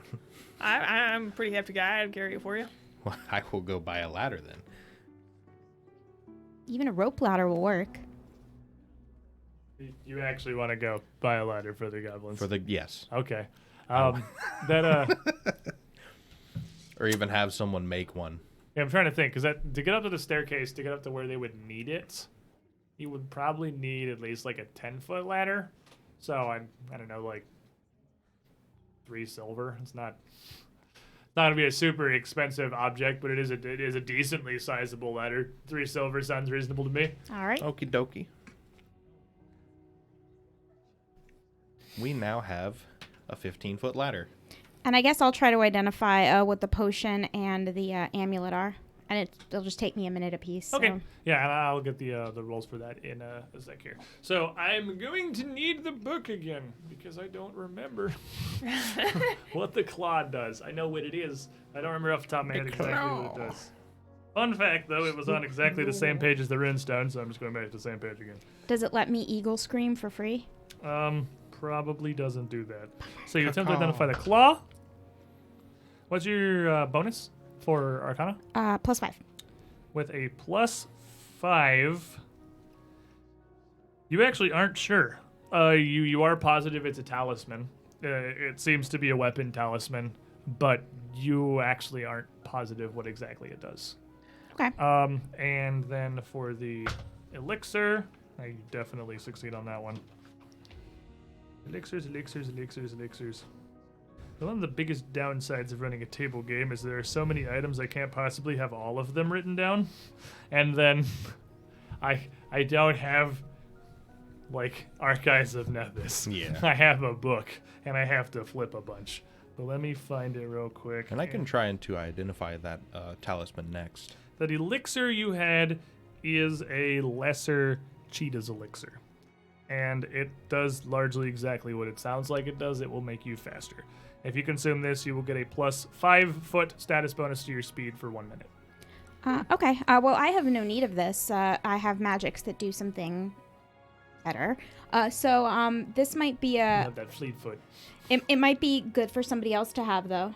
You know, somebody who relies on range and dexterity to outwit and outmaneuver their opponents, perhaps. And stay 30 feet away from their Yeah. targets. This might be good. While I appreciate the want to gift, perhaps also someone who may not be as fast as others could use it to either You get are out of very trouble small. or keep pace. I am plenty capable of keeping up with non-elven individuals. The spindly legs make you faster. It's not my fault. So yeah, the halfling's gonna take the bottle Yeah, here. yeah. you should use this. It would be good. And we'll Elves have drink. 2 joints. You get no your way. tiny Yeah. little. They're like goats. So, And I'll try and identify yeah, that that next talisman. morning when you all meet together before you head out to meet with the lock, that would be. What is this? This is a moon day now. Moon day morning. Still cold. Fortunately, still fairly clear outside. You would meet up, and Resme would tell you that she had not figured out what that clot did. What is your religion? 8. With a +8, you would be able to identify it. Fortunately, this is not going to be a mystery forever.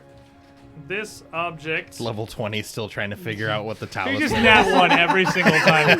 It may, well, it'd It's be, cursed. I feel like there'd be a certain point where it would become almost impossible to get a regular failure.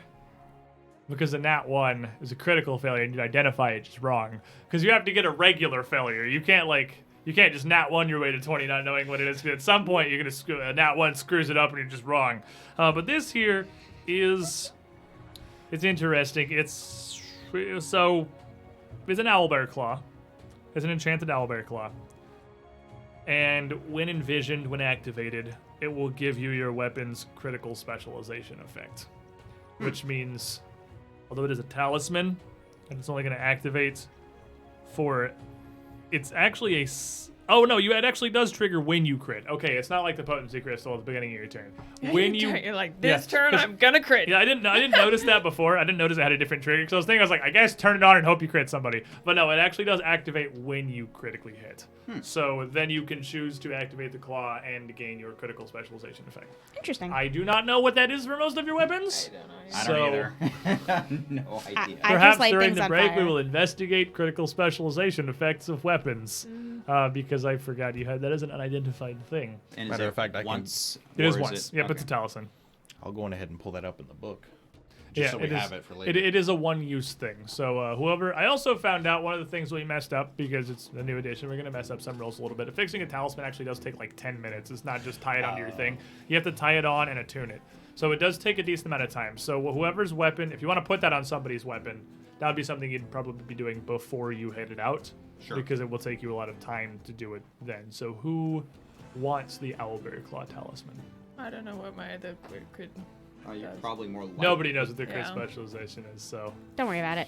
we'll get there. We'll give it to Buddy. You have a hammer, right? Your light hammer? I'm almost positive the light hammer it knocks him back 5 feet. I'm almost positive hammers and maces Yeah, knocks him because back it's by 5 weapon feet. group, right? Yeah, it's by weapon you- group. So if I crit a shove, will it go back 10 feet? Like shove is not an attack. Oh, but it's treated as an attack, isn't it? It has the attack. It has the keyword. attack trait, so it Oh. makes you get your multiple attack penalty. So But this you is- can do it. This is They'll you have to probably shove it critically anyways. attack. I have absolutely no idea what a bows is, but we can investigate that. Bows pin people. Bows pin people. Yes. Oh, you've gotta if, have no, that. Yes, if you crit, do it. If you crit someone with a longbow when they're near a wall, they're stuck there till they take an athletic check To pry, to pry it loose based on your class DC. That is I really wanna do amazing. that. Yes. Give me No, that. I know that off the top Give of me my the head. book. Give me the roll book. Give me this. That's amazing. Give me this. Hold on. That has to be investigated. That is absolute shenanigans. Yeah, bows are hilarious. Man, That these is- species tortured. Critical specialization effect. Oh, now we What? now we have to for sure find this out. Critical specialization effects. Bow. If the target of the critical hit's adjacent to a surface, it gets stuck to the surface by the arrow.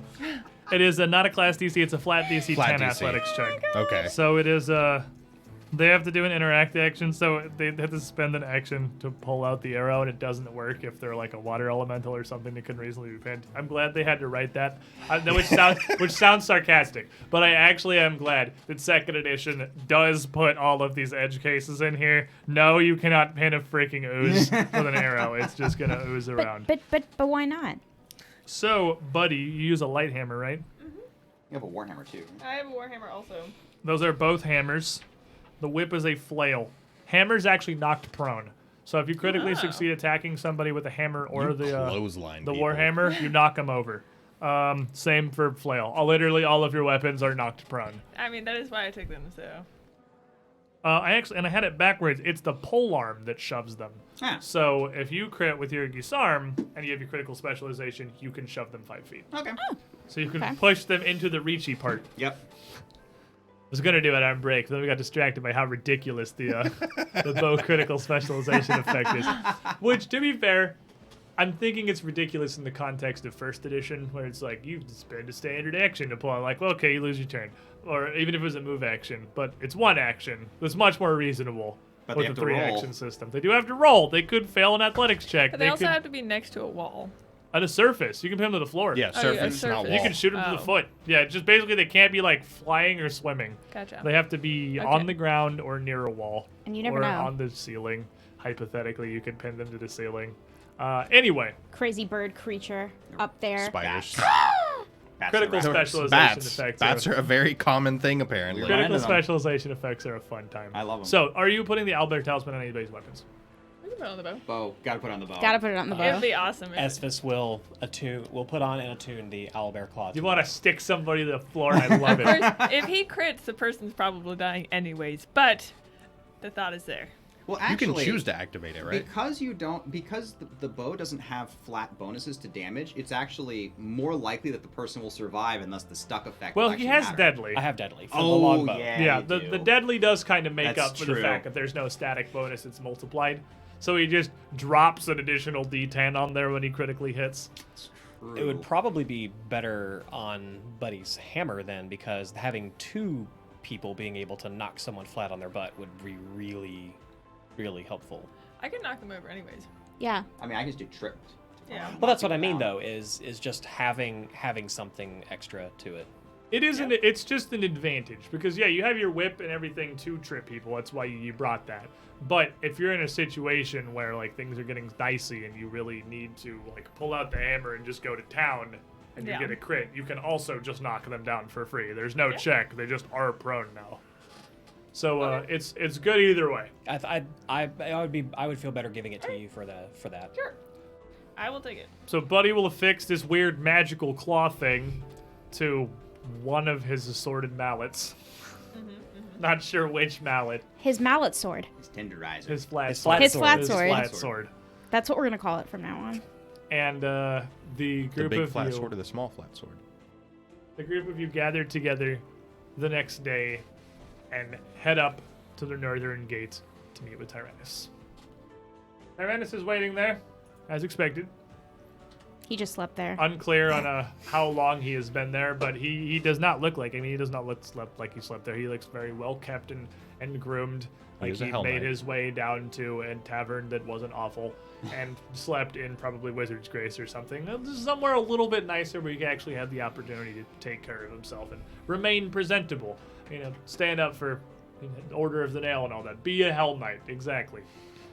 And he's waiting just outside on the road, leaning against the tree. As he sees the group of you coming out through the northern gates, he just sort of gestures to the road around him. Is Sal still there? It is not. Huh. Thank God. We're ready.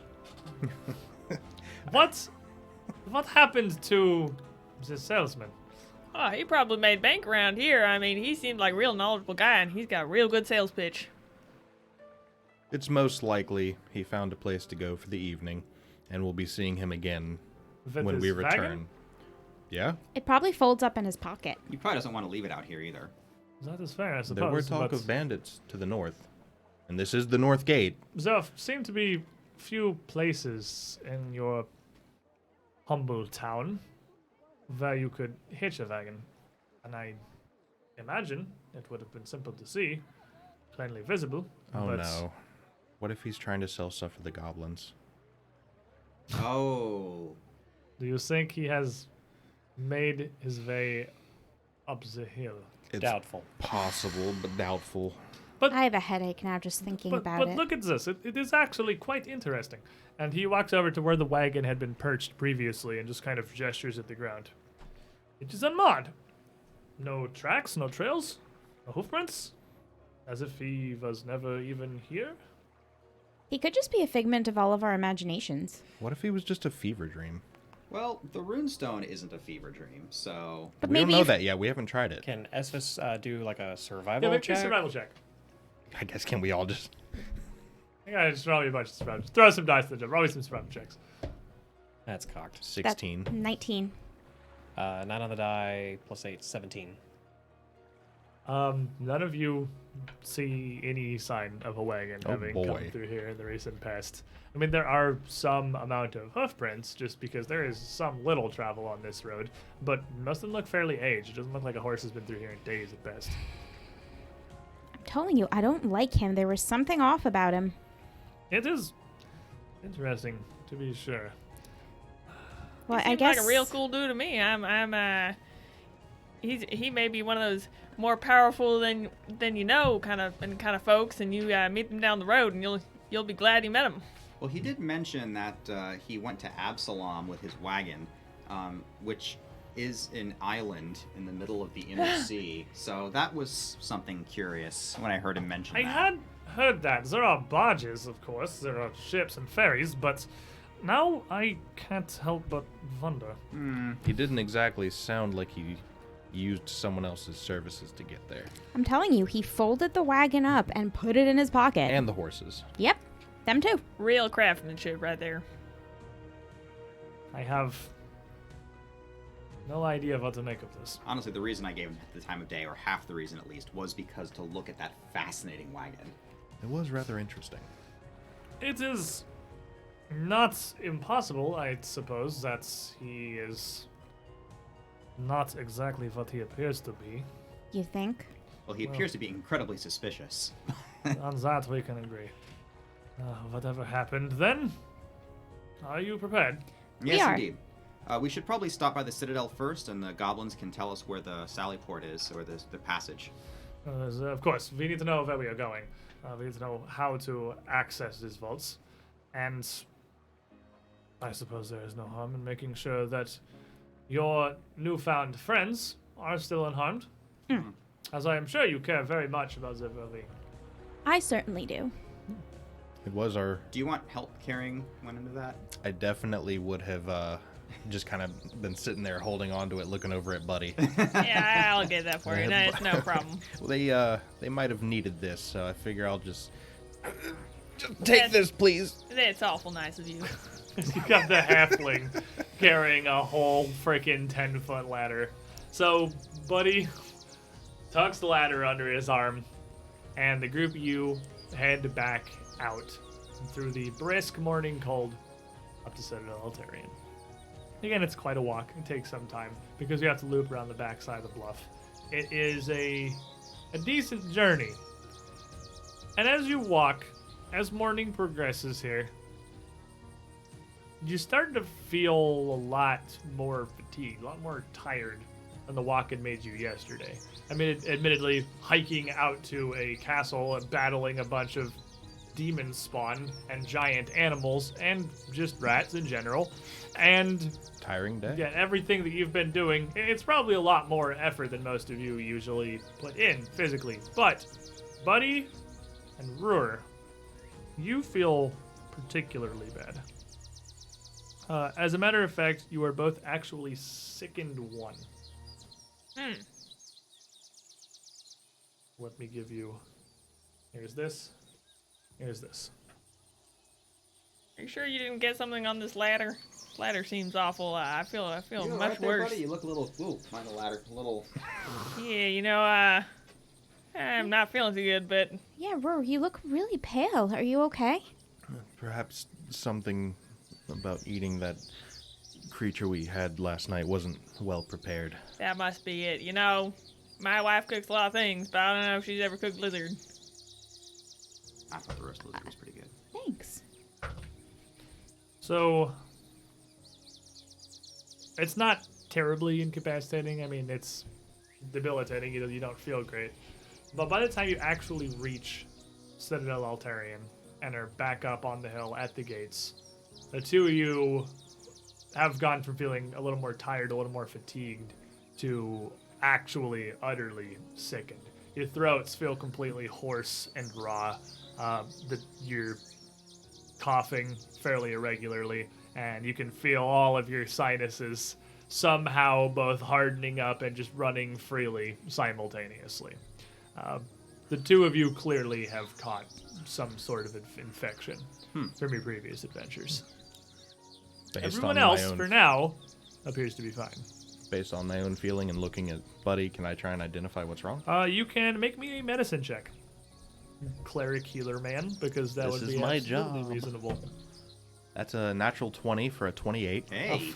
Well, the critical success like that, I would say it's not a stretch to imagine that based on what had happened yesterday with you fighting all sorts of oversized vermin and goblinoid vermin and the symptoms that the two of you are showing, it's fairly evident that you've got filth fever.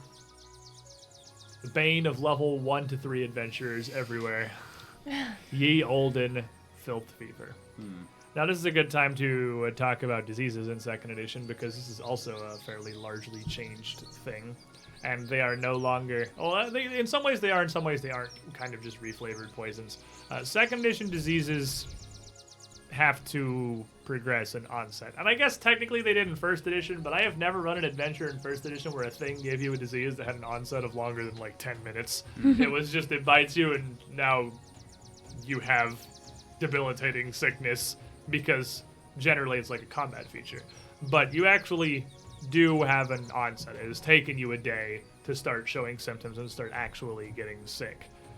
But it will continue to progress, and you can overcome it naturally. You will just get more saving throws as days progress, but untreated, it can also become more severe. I think with this system, if anyone's familiar with Pathfinder 1's Unchained Diseases, I believe it was. I think it was Unchained Diseases. It is a lot more of a realistic sickness progression.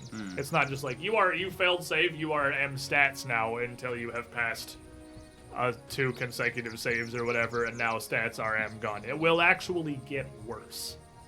Or can get worse. You can also just overcome it tomorrow and largely be fine. Don't we have some sort of... Didn't we get something? You do have... We do have an some anti-plague. Anti-plague. We do have an anti-plague potion. We are not actually able to ingest anything at all, Yeah, you are. including you are, potions. You are sickened. Yeah, maybe you should wait or see if you could. Now try you to can retch up you poking can in your with throat. sickened you can still do the retching thing to quell the sickened condition.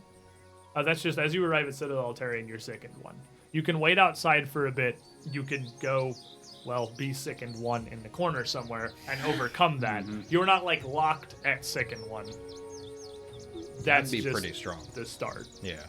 So, the good news is you have no immediate time crunch. You're not being attacked by anything. You can hand me those cards back because you can take some time to just kind of rest a bit after your march and reduce yourself to second 0. But if you do get like that, that's for now. Could very well Later- come back later. Yeah, later stages of the sickness may be harder to shake off. Can we try the antidote on them now that they can swallow something? Or the anti-plague. The I guess. anti-plague? Yes, and I am going to need to either... I'm going to just pivot and Google search Pathfinder 2 Anti-Plague real quick, because I have no idea what it does in second edition.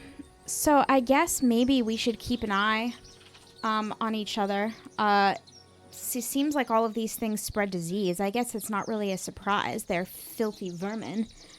It was quite the disgusting day yesterday in the grand scheme of things. It's no surprise that there's some sickness going around. Perhaps elves are immune to this particular ailment?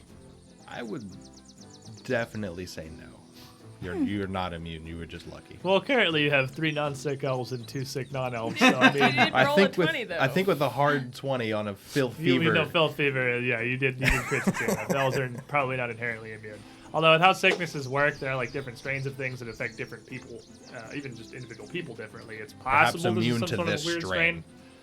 But the anti-plague would help. It is basically taking medicine to treat it. What an anti-plague is going to do mechanically is when the next fortitude save comes around, you're going to get a +2 item bonus. It's not going to cure you. It is just treating the sickness. It will help. And what would just So a it'd have to medicine be- check do? Nothing. Okay. So it'd be just one of them would be able to, can we give it to both of them, or we have to just pick one? Yeah, if you've got, I think you got one. We only have We one, only have yeah. one. So yeah, you basically have one dose. So Okay. one of them, you don't have to worry about when you take it. It's the next time you take a save against the disease, you have a +2. Okay. It's actually, you have a +2 to all saves against diseases for 24 hours. So like if you hypothetically get more diseases, we'll help you with that too.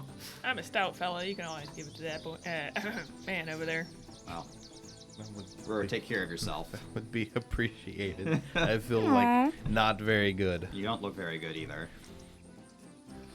And Tyrannus shakes his head. It is not surprising, I suppose, with the filthens and vermin that have taken over Citadel Altarian. I'm sure we'll encounter more. I guess we'll go try to speak to the goblins. Very well. After you. I suppose we should announce ourselves. Just shout. So yeah, he's outside the fortress and he's just gonna scream up over the walls. Yeah, We're here! Warble, Helba? Marvel. I have it. And you don't immediately hear any response. Uh-huh. What was there? The front door, notably, if you had not taken an effort to come back and close it, would still be hanging open exactly how you left it. That would explain how everything keeps getting inside. Let's just go in and look for them. Doesn't matter if we close the There's door anyway. There's like holes 3 all over the place. holes in this keep. That's true. You have found at least several collapsed walls that just lead easily inside. I'm thinking the door's kind of a moot point. So you make your way back inside, and again, all of the doors where you had journeyed to the northern wing of the castle are still open. And the southern doors, where Tyrannus had been, he had closed behind him. So Like a gentleman. if you had attempted to circle literally all the way around the keep back to the door, Tyrannus would just motion to the other door, and you would go around the south side through there much more quickly, and arrive at the large iron keep gate to the inner courtyard, which, while closed, is not locked or anything, and you can easily get in there. As you open the door, you can see the goblins just kind of around, scattered throughout the courtyard. There is a pool of festering liquid over on the west side of the keep, which hadn't really been a problem before and isn't a problem now, but many of the goblins are playing in it like it's a swimming pool. A lot of them are just passed out in random corners or just in the middle of broad daylight in the center of the courtyard. Some of them you can see peering down from on the battlements. Our dowdy allies.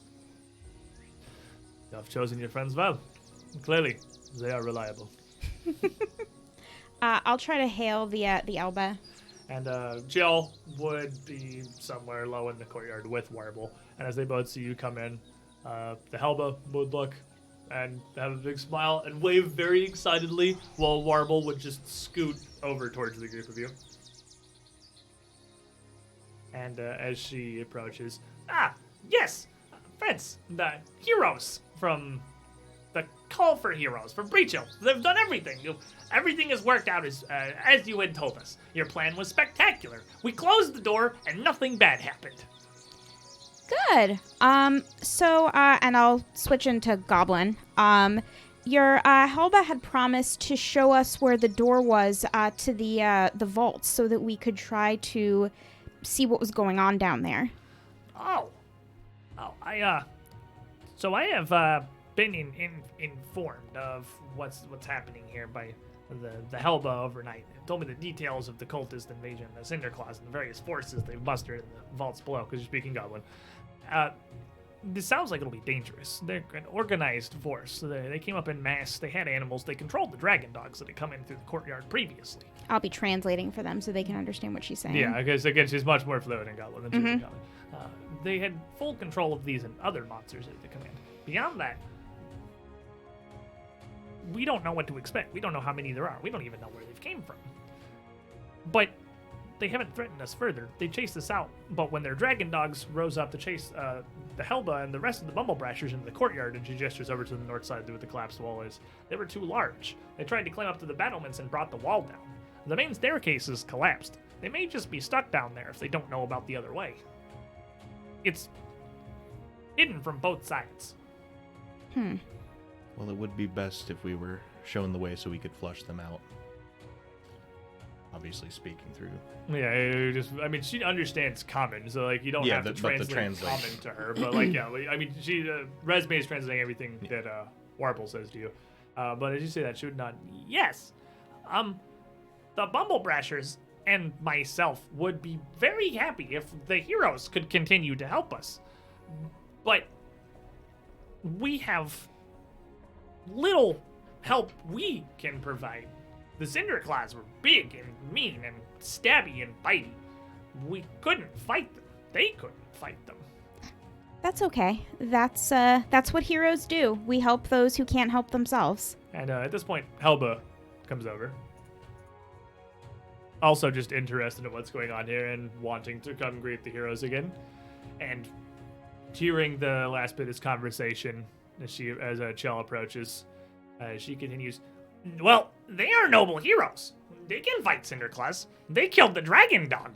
The other dragon dog just died to a wall, but they killed that one with the swords and the bows and the weapons and the fighting. Better vocabulary than Sal. and they just kind of look at each other. I don't know what does Sal mean? Just someone we ran into yesterday. Oh, it's a name. Yes. You have more friends. You have so many friends. Heroes have lots of friends. And she motions to Tyrannus as he's standing there. Once you'd entered the Citadel, he would be walking, using his halberd almost just kind of as a walking stick, but having it out just in case from, everything that all of you had experienced yesterday here. Right. He's just kind of leaning on it. Yes. Very many friends indeed. Well, we would be very grateful if you could show us where the secret entrance was. Of course. And Chell turns to Warble and just blurts something really fast in Goblin. It just seems to be a farewell thing between the Bumblebrashers. There seems to be no real meaning behind it. Before tottering off back out through the front door of the Citadel.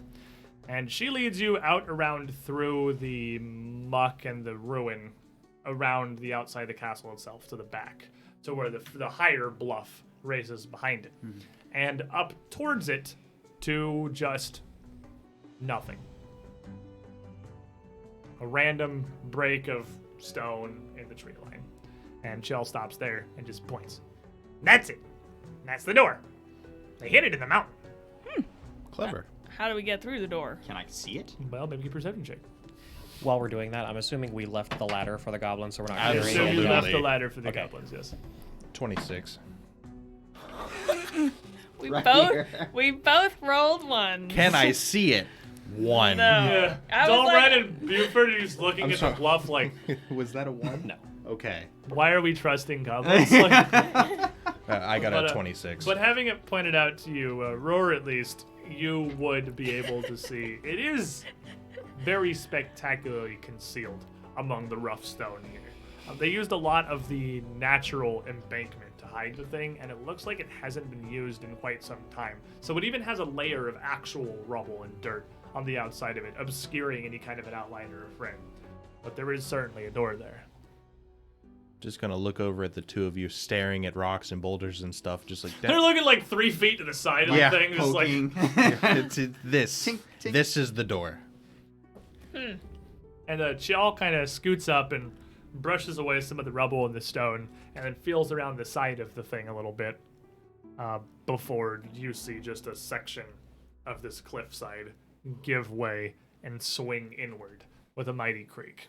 Huh. And, I love secret doors. I know it's childish, but they're just... Enjoyable. Sorry. They just are. Well, I'm not really sure why it's here, but it works out now because the regular stairs fell apart when the dragon dog tried to climb them.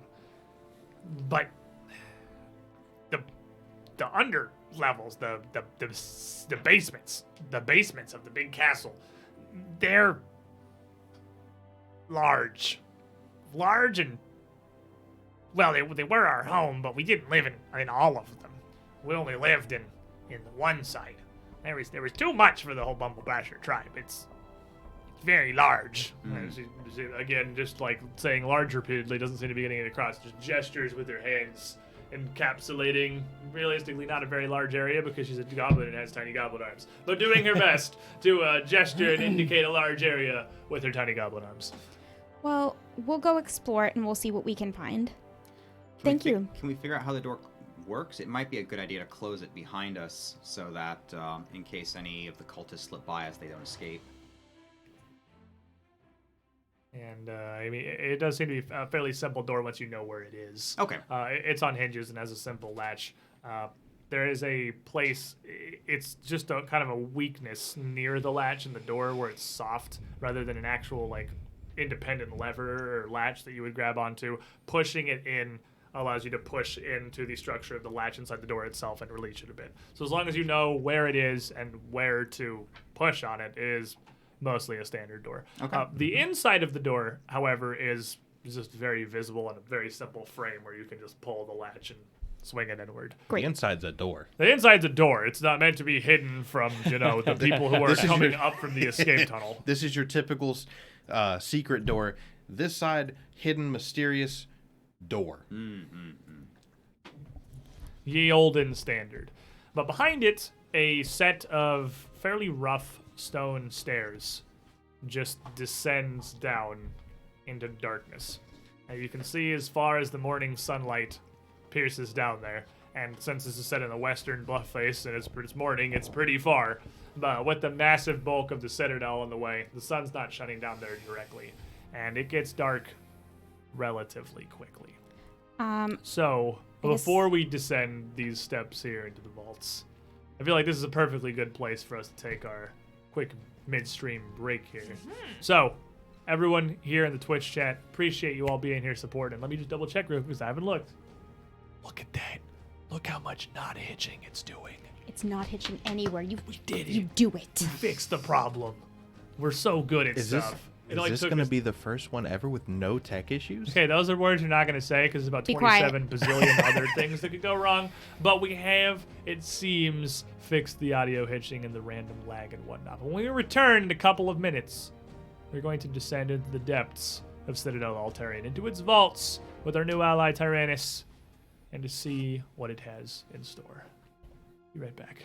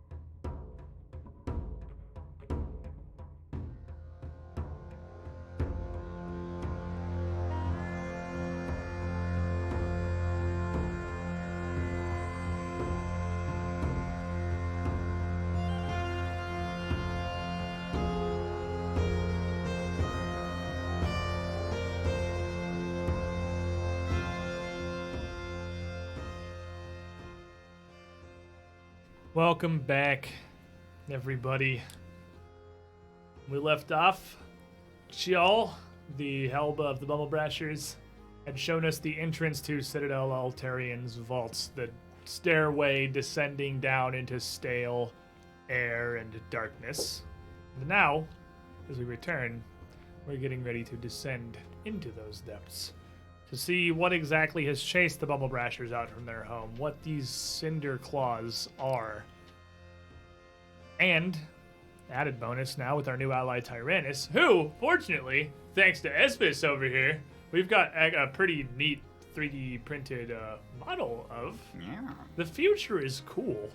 There's like 3D printers, and you can make things that are interesting. And unfortunately, he's not quite painted yet, but it's okay because he's as much member of the team as anybody else. So he gets a miniature that gets to sit on the table and hang out with everybody else, And look awesome. and look awesome and be cool. And what do? We left off immediately at the top of the stairs. Like, I get the feeling that there might be something in front of Buddy, like a door, perhaps. Well, we haven't actually gone down yet. This is okay. I just set that all up for convenience sake. So I don't Of have course, to do it all later. casting light, getting ready to go down into a deep, dark cave. Pretty spooky. Brewer's got his divine magic. He illuminates himself. I'll cast it on Dalrin. So my glove's glowing now.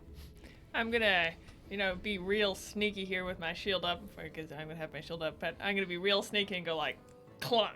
Like every step, literally, I'm trying to be super sneaky and just metal clangs together with basically every step. Taking those big, wide cowboy Yeah. steps. So- really so wide Buford is cowboy super steps, ready. Trying to be all Buford- sneaky. Buford's super ages.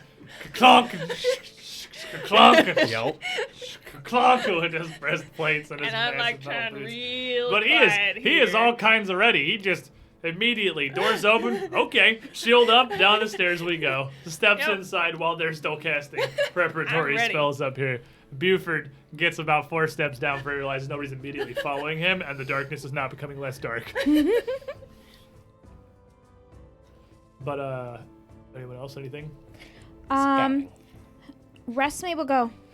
I don't think we're quite Forgetting Oh, okay. something. Ah, yes. And you'll hear her make this bird call. It sounds eerily piercing, and it kind of cuts through the air, sort of almost unnaturally. That's not stealthy at all. And she'll put something on her hand, and she'll just kind of hold it up. And a beautiful, what looks like a peregrine falcon, actually comes out and lands on her hand. I don't think we're gonna be in there for that long. I don't think we need to bring lunch with us. Sev is not lunch. Severin is my falcon. And she's very insulted. Oh. Don't worry, Does she look very insulted? she always looks I was very gonna say, insulted. it's a falcon. They pretty much universally look like they're angry. I don't think they have the facial capacity to express anything other than hate. Although, keep your packs guarded because she thinks all food belongs to her. So She's it's the welcome. opposite of lunch, is what you're saying. Yes. But she'll be very useful. Isn't that right, girl? And Jill, I'm still here, kind of looks up at you. You can command birds? Can you command other animals? No, Severin is my... I guess you'd call her my familiar? We're magically bonded somehow. I'm really not sure I understand it very well, but my mother sent her to me. Oh. That's... But she just kind of pokes at her face for a bit, almost kind of confused. That's, one of the Bumblebrashers tried something like that one time. Beetle tried to familiar a snake until it bit him 3 times, and then he died. We haven't tried to familiar any animals since then. It seems complicated. They usually just get really angry. Well, I think it kind of helps that I raised him and we sort of learned how to hunt together, but it's not something that you can really learn how to do. It either kind of is or it isn't. But I'm not sure how you would get the baby snakes without getting the regular snakes to make the baby snakes. These are the mysteries of the world that we shall solve. I don't understand how the snakes come out of the eggs. Whenever we try to open the eggs, it's just goop and food. Yes. We will discuss animal biology when I get back. Oh, right. And she looks down towards the doorway. Well, wait. No. I'm forgetting something, too. The snake came first, not the egg. No, it wasn't about the snake. It was about Bumble. Big Bumble. Big Bumble might still be down there. Who's Big Bumble? Oh, well, the snake didn't go great, and it bit Beetle, and Beetle died. But after that, Craig tried to familiar a mascot. That was what we wanted. We wanted a mascot for the Bumble Brashers, like our signature animal. And the snake didn't work, but Craig got a bear, There's a bear? and we called it Big Bumble. There's a bear down there. There, maybe. I don't. It's been a few days. I'm not sure what happened with it. Okay, well, But thank you for the warning. Familiaring the bear wasn't great either. But we got her downstairs. But after she ate her fourth Bumble Brasher, we locked her in a room. I slow turn towards Dalrin. Yeah. Do you still have that mirror that we used to look around that door? Yeah, all right, cool. Do you know? You could barely wouldn't- contain your mascot. You wouldn't happen to know if the door had any kind of like particular markings on it or anything? Maybe Well, set we could, Bumble like- on it. It was in the back of where we lived. It was in the back area where we had tried to we were trying to make it her pen, and I mean I guess that worked. When we familiared her, she stayed in the room. That was where she ate all of the other Bumble Brashers, but it's and she leans down and starts kind of drawing with her finger in the dirt, and just kind of starts sketching out. So this secret door comes in here, and there's a big hall, and then our home was all up here on the side with a bunch of stuff that was all just kind of interconnected where we lived. And we locked Bumble in the back, and holds up this really crappy, well, I guess this would be in the dirt, rather. He draws this really crappy design in the dirt that gives a general indication of what's going on.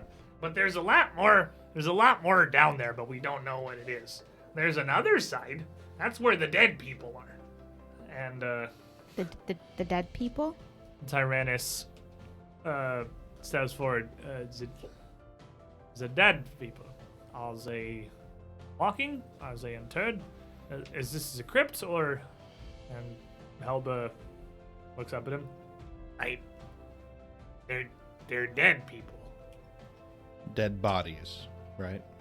Dead people don't walk Oh, thank on God. account of being dead. Okay, good. Good. Good. Excellent. But we don't know what's down there. It was really spooky, and we didn't want that side of the place.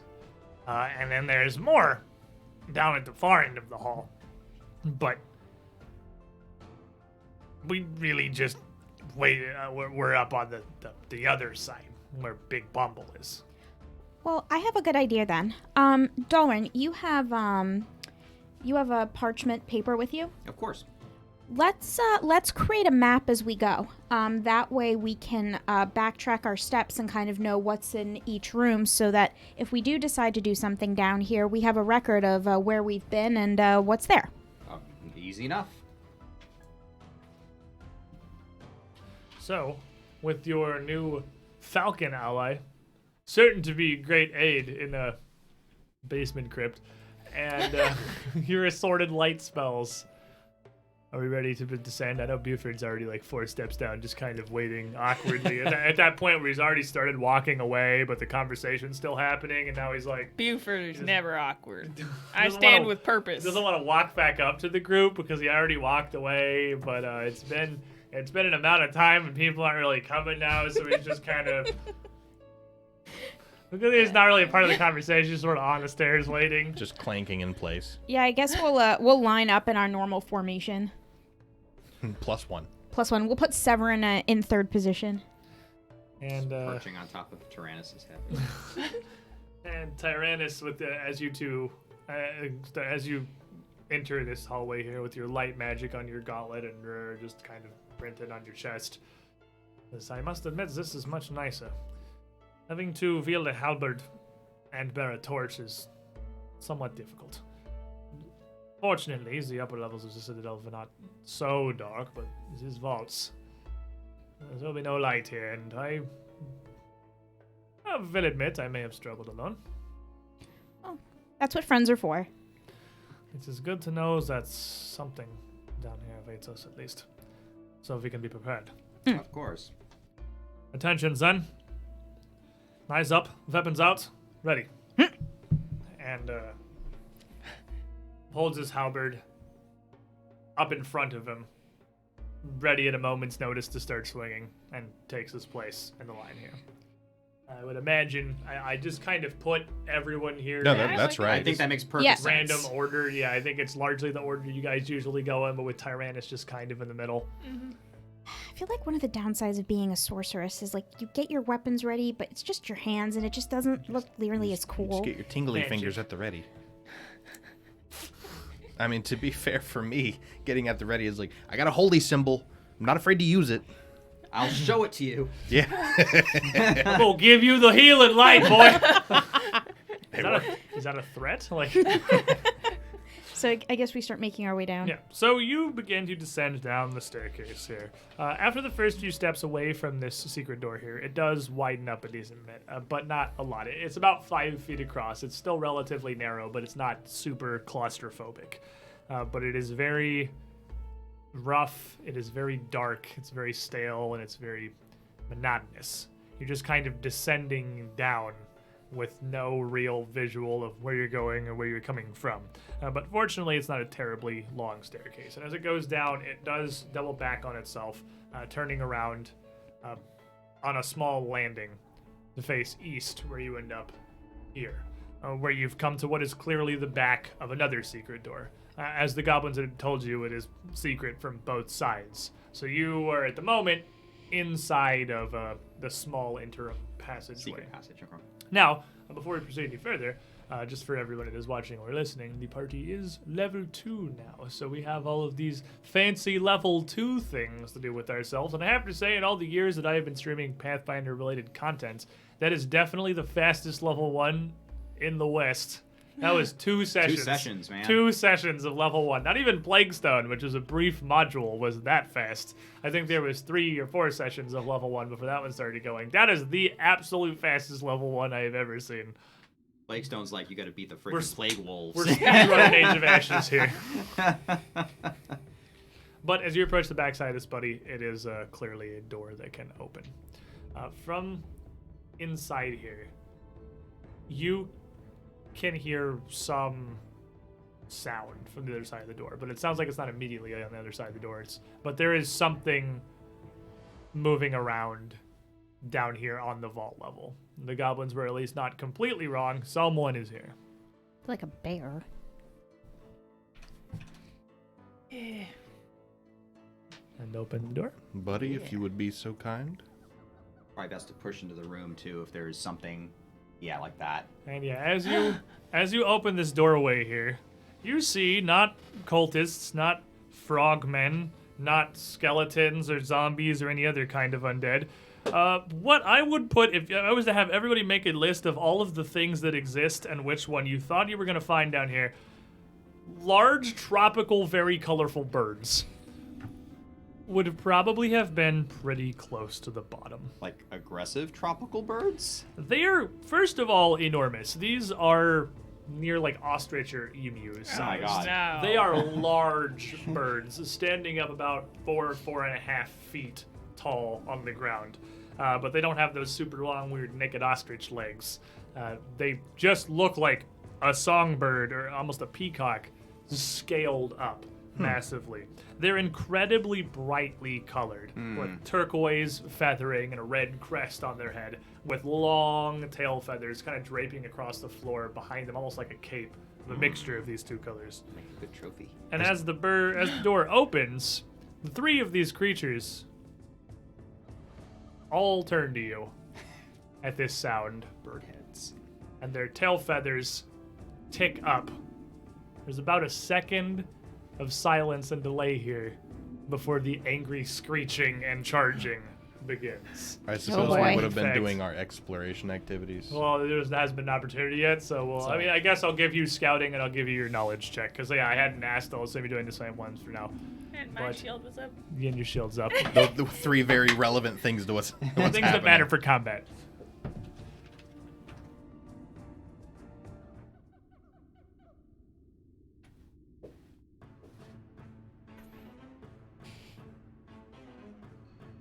Alrighty.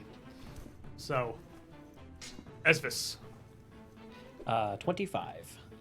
is that the lowest initiative you've ever gotten? Because I feel like I got a 23. I did get a 10 last session. that's true. You did actually get one really low one. Resume, 17 total. 17 total. Buddy, 12. that's pretty good for you. I Moving up in the world. Look at this. It's because we leveled up, is what happened. Rur. 26. 26. Ooh, spicy. Little cleric at the ready. Dalrin. 20. And a 20. So we'll put you right here in the middle. I'm going to have a ton of things up here. There's just a block That's, of armor in the front, and you guys are like, Yep. excuse me. Shove action, shove action. So, what may be a surprising twist, the large man in plate is not particularly fast to react. And See? It's You almost see? like these go in order of armored. Yeah, you see that? it does sort of look like that, doesn't it? Yeah, I can see how you'd believe that. And then, Bird Uno. What did you have? Espas 24? I had 25. 25. And Dalren, you were 20? Yeah. Okay, Bird Uno is going to be right in here. There's going to be a lot of readjusting happening. Shaking his tail feather. Bird Dose. Yeah, I'm going to have to move a lot of these. There's only so much space in the top of my GM screen. Well, no, D20, come back to me. I'm going to have to roll the one that kills everyone. Bird Dose is going to be immediately below Dalren. That's backwards. Give you the side that you can read. And Bird Trace. Did you have resume 17? Yes. It's going to be right between Bodhi and resume. So, Rur, in the back here with your lights, you can't really see exactly where you're going with all of the people in front of you. But you can certainly tell that there was a lot of angry avian screeching going on, and you can see the bright colors rushing out of the darkness. You're up, Esphis, you're on deck. Is it literally two people in the back? Oh no, Resume is like way in the back. It's... Stop reacting first. You're literally in the back. How is this happening? We're ready. That's all it is. Unfortunately, I'm not quite ready. I can't really see what's going on. I'm just gonna hold and wait until I have a better time to react. And tell me when you want to jump back in. Yep. Esphis. Well, seeing as I can see that there is a very angry, shaking tail feather bird straight there in front, the very first thing I will do is signature ranger hunt prey. All right. Well, that's certainly prey. It's a very fantastic and tropical prey, and the one right in the front is hunted. And I will use my new level 2 ability. I will use Hunter's Aim, which costs me 2 actions.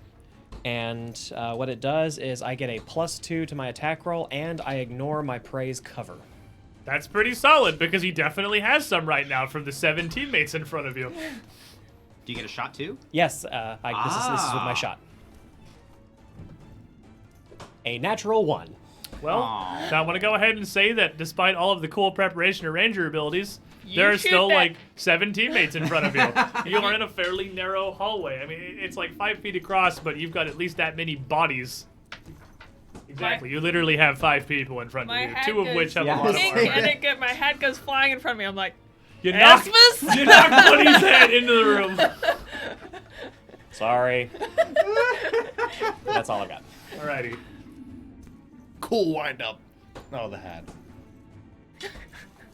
So the first of these little birds here steps forward, not immediately rushing towards the door. Oh, recall knowledge on Oh the yeah, birds. recall knowledge. What's your 8. blah blah blah blah nature? 8. Oh, okay, that is correct. You You made him angry. You, I guess, are a very avid bird watcher, apparently, because that's a critical success. Oh, fantastic. So you are familiar with a lot of varieties of tropical birds, maybe a hobby of yours, perhaps. And these things, emperor birds as they're called, are obviously not native to the frigid foothills of the Five Kings Mountains in the middle of winter. They live in sunny lands. They live in like the jungles of Mwangi. That's why I know about it. It's sunny. It's very, very Sarenrae-ish. I'm going to stick with the avid bird watcher. But these creatures here are just as dangerous with their tails, where the spine of their quill is prehensile and actually extends all the way to the tip, as they are with beaks and claws. And it gives them surprising reach. In addition, because they just have so many of these prehensile tail quills, they are well known for being able to fend off a lot of enemies in unison. They can deal with an assault on multiple fronts with all these tail feathers, and being so colorful and so visible, much like peacocks, they are big on the display thing. And as this one steps forward towards the door, it raises all of its tail feathers up and fans them out. And they shimmer and flutter a little, almost appearing iridescent here in the doorway, as they seem to flow through a spectrum of this turquoise to this red and back and forth, although you can't really be certain whether the feathers are actually changing colors. The body of the creature puffs up as well as its wings fan out to match, with spots and various markings down its main wing feathers. And I need Buddy and Dalrin to make me will saves. Okay, that's a 20. Oof, that's an 8. That's an 8. Well, he knocked my hat off, man. How are you supposed to expect me to, like, stand up to anything if I ain't got no hat on? All right, so with a 20, Dalren, you are dazzled for one round. You almost find it difficult to focus on anything else, and that's just going to give you a chance to miss with all of your attacks. Buddy, you've never... This is way beyond your understanding here. You are confused. Uh-oh. You lose track of... You see what happens when you knock my hat off? You lose track of what you're trying to fight and who is your ally. And here in the doorway, you completely can't even tell which direction the enemies are. It's sensory overload. And you are confused for 2 rounds. Okay. Then that is going to be Dalren. And then another bird and Resme, you're up after that. Okay. I'll step in after Dalrin. Okay, so we're gonna need to get into the room. If Buddy was a 1 square forward, could I be able to squeeze by him and get into the rest of the room? You can squeeze by Buddy how you are. As I am? The hallway is not so narrow that you can't go by each other. Okay, very good. So Dalrin's gonna turn on Dragon Rage. All right, then lightning crackling across your body off. as this thing gives its display. It just makes you angry and confused. I'm gonna give my display back, dang it, wherever the heck it might be. Fair enough. And I'm gonna go squeeze by Buddy and step out front here, just to go ahead and see what the room looks like. And it's a hallway. Okay. Yeah, as you move in this entryway, you can see it's a fairly long hallway. It does continue off into the darkness beyond what you can perceive here. Okay, so I'll take one. And you can see offshoots on your right and your left, cutting off again into the shadows. Okay, so I'm going to step off to my right just to get out of the way of the rest of the party, and with my third action, just try to bring the skis arm down in a swing to try to bisect this bird and hopefully make it stop blasting those things. So dazzled flat check, I pass. Okay. It's a 17. So take a swing. And taking a swing with disarm, that's a 19 on plus the 8, die. 27. A 27 will hit. That's just barely not a critical hit. All right, so that's going to be 9 lightning damage. And as you smash this thing, again, it is fairly sizable. Mm-hmm. As you slash your Gisam through and the lightning surges into the bird, it definitely hurts it, but it's not even really enough. That's not like even a grievous deadly injury. Mm-hmm. It's pretty big. It's going to take some concentrated attacks to bring these things down. Rory said you wanted to step back in. Go ahead. Going to pull out my crossbow, take aim now that the area, will reload it, and take aim now that the area in front of me is a little more clear, and see if I can't put a bolt into this thing. All right, it's gonna have lesser cover. Sorry, that's just a +1 because there's 2 people in front of you still. The 2 very armored gentlemen are in front of you. A 10 total. A 10 is going to miss. As you, again, same problem. There's enough space in this room, in this hallway to kind of squeeze past each other. There's not really enough to easily get projectiles down. Now the second of the birds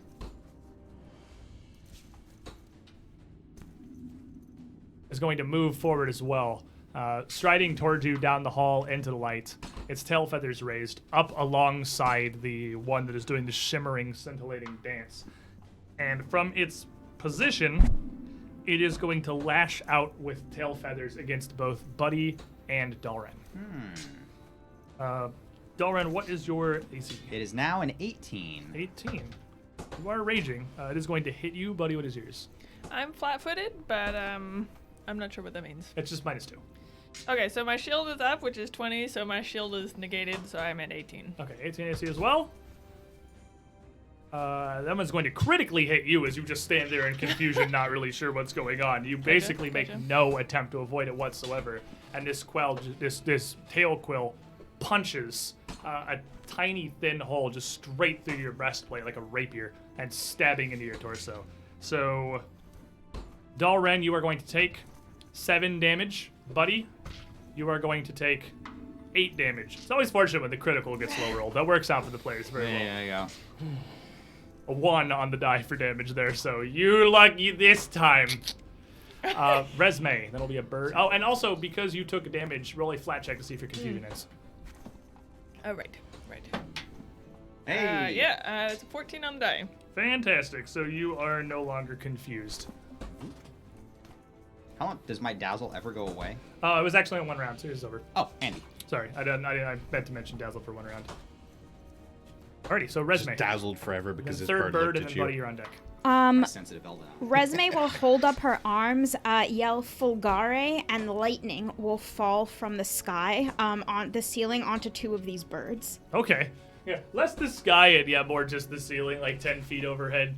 But just coalescing up on the roof, this crackle of energy above Dalren, this battle, it just surges downward. So They must make reflex saves. Reflex save. So what 2 just the closest to? The closest 2, yeah. Okay, so uno and dos. So first one is going to... Against my spell save DC, which is, I guess, 18. The first one is going to succeed. The second one is going to fail. Okay. Oh, shit. I'm assuming it's a basic save. Yeah, it is. Okay. So do I just roll once and then do it against I both think of you them? just roll once and it's applied Okay. to both. Yeah. So that's going to be 8 damage. 8 damage. The first one's going to take half, so you can take 4. And the second one is going to take the full 8. All right. And then she'll shield up. Also, I didn't keep my tokens. I had my fancy bird tokens. Hey! Tell me why I don't give you tokens. I only got 2 of those, so one of them gets to be this guy. So he's less colorful than the rest. Don't make fun He's of in him. the dark. He's in the dark. Yeah, he doesn't come into the light yet. You got bullied in school. Okay. And I'll shield up. And then you throw up a protective shield as well. The third of the birds. I'm on the wrong monitor. I'm not smart. They hadn't heard. The third of the birds is going to move up forward behind the first one is performing and do a very similar thing. Spreading its wings, putting the tail feathers up. Dalren and Buford, any will saves. Still making it. It's 21. Dazzled again, 1 round. 16 on the die. Plus 6, so 22. 22. Also dazzled for 1 round. Many dazzled. They're very dazzling. They're very dazzling. They do give us the old razzle dazzle. They was just really do. thinking The Buddy. dazzling display. Buddy, and then it'll be Tyrannus, and then Esphus, you're up next. Okay. Fortunately, your confusion wore off before it got to your turn, so that works That out. is very nice. I appreciate that a lot, Mr. Bird. So I am going to. How do bull rushes work? Is that like a thing That's you just have a to shove. have? What do you A mean? shove? I don't know. Well, What do you like, want to do with the bull rush? It's not a shove. Can I just like run through these two birds in front of me and try and like? Oh, like run them over? That's Yeah. not a thing anymore. not I a don't think that's thing. a thing you can, unless there's like a class feat or something that gives that to you. I Okay, don't okay, believe okay. that's an option in second. Okay. That would be an acrobatics check to squeeze past. Yeah, I mean, No, you, no, you no, could. I mean, he like, wants to run knock. through. He wants to knock Yeah. him over. Yeah. To try and get past them. I don't it's think. Yeah, I don't acrobatics. think Overrun has any second edition equivalent without an ability that gives you something similar. It's not inherent. Okay. Okay. Well, I'm going to move past Delrin and move 1 square further. Past him. Like so, open in front of that doorway. Hopefully, Okay. there's nothing in that room. We don't have any lights, so you can't see back there. It's Yeah, kind I of know. darkness behind That's what you. I'm just Hopefully, saying. nothing comes out and eats nothing's you. in there. So I shake my head, to like grab my hat as I'm walking, going past here. And I am going to. These birds are a pain in my butt. I don't like these birds at all. I've got my hammer out, and I'm just gonna try and like bring it down and try and kind of smush this bird over nearest the door. Okay. Give him some slap. Some slap with a. So you move past it, but you're swinging back towards the one. Mhm. Okay, the one that's the most injured. Yeah, so that's a 21. 21 will hit. Okay, and then that does 1d8. Oh, right. Oh yeah, make the flat check for dazzled. Okay, that's a flat check of. It's just DC 5. Oh, DC 5. Don't roll a 1 through 4. I got a 4. Well, unfortunately, I'm with these dazzled. scintillating flashing colors filling your eyes, what you were sure was a solid strike just doesn't hit anything. It's just a clear miss. It's all poofed up. You got the feathers. Yeah, you just get feathers. You get feathers and nothing. Yeah, it is a lot of feathers there. So, and then I'm just gonna put my shield in front of me, try and get my bearings. All right, and keep yourself protected. Tyrannus I love the quail noises. is going to move forward into the doorway, advancing with his halberd.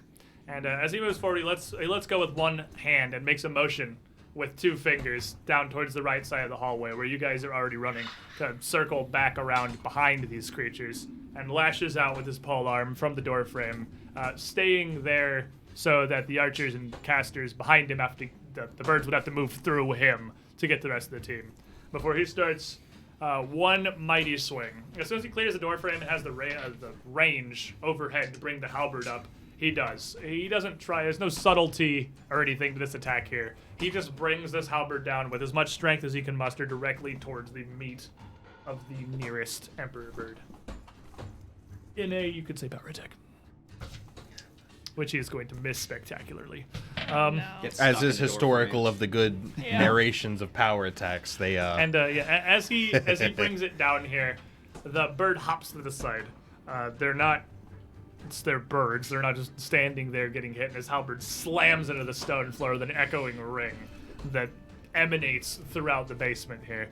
He's much more interested in keeping himself in the doorframe and keeping the birds back from the rest of the group than he is and possibly just trying to scare them off as he is just bringing down death blows. Esvis. Okay. Start my action off with hunted shot, so I'll take 2 shots against my prey. Yeah, he's already hunted. Nice. Okay. So, first shot, 7 on the die plus 8, 15. This does not ignore cover. The 15's gonna miss. Okay. Second attack is 6 on the die, plus 6 is 12, so that'll miss. And So the first 2 arrows still in the back of you. You still have Resme and Rur and I don't think I Tyrannus count now. as an obstacle. I'm still concerned for you. All in front of you, and he's still in the back of this hallway, and he's got arrows just kind of echoing down and just shooting. You can hear him whizzing overhead down this larger hallway and into the darkness to the east, but nothing landing yet. And then I will use my remaining 2 actions to Hunter's Aim. All right. This So one does ignore the This cover, does ignore cover. but it's also got a lot of multiple attack penalty, but such is life. Well, thankfully with my Hunter's Yeah, Flurry. Hunter's Yeah. Flurry does help with that a lot. So. That is a 9 on the die plus 6 is 15. 15's also gonna miss. Okay. And this first bird that is the nearest and is now surrounded by a whole bunch of people is going to peck out towards Dalren. Dalren is the only person who, of the people here with large weapons making a lot of noise in front of him, who has managed to hit it. He's also a glowing beacon of both light spell and lightning. So, as his tail feathers, as he finishes this dance, he lunges forward with his beak. Is that 18? Yes. He is going to hit you. Ah. For 8 damage. And I glare at this bird. This bird has never been so glared at in his whole life. So this, yeah. What do you? I mean, I was it's gonna fine. do Glimpse of Redemption. Yeah, it's when he starts an attack. I'm pretty sure. No, is it's it when hits? when he takes Oh, damage. fair enough. Okay, fair enough. I'm wrong. I thought that was when he started swinging. Yeah, no, it's when an enemy damages your ally. Okay, so you. I'm like, now you listen up here, bird. You don't want to touch that man right it's there. a divine ability, right? It's like a glimpse of redemption. So like This bird this sees bird, itself cooked. this bird sees a flash of the life it could have had not succumbed to a life of crime here in the vaults beneath Citadel Altarian, with his bird wife and his bird children relaxing on a tropical beach in western Wangi. A single Now tear it has falls an down its option. feathers. The bird briefly wonders where his What it life could've went so wrong. And he hesitates. He's gonna. It's what are your options? You can lose He's the got attack. the following options. The ally is unharmed by the triggering damage, or the ally gains resistance to all damage against the triggering damage equal to 2 plus your level. After the damaging effect is applied, the enemy becomes stupefied 2 until the end of the next turn. Is it stupefied? I know you have an option to make it stupefied. Is your thing always stupefied? No, it's I took the thing. It's enfeebled, but it's stupefied now that I. You can choose between enfeebled and stupefied.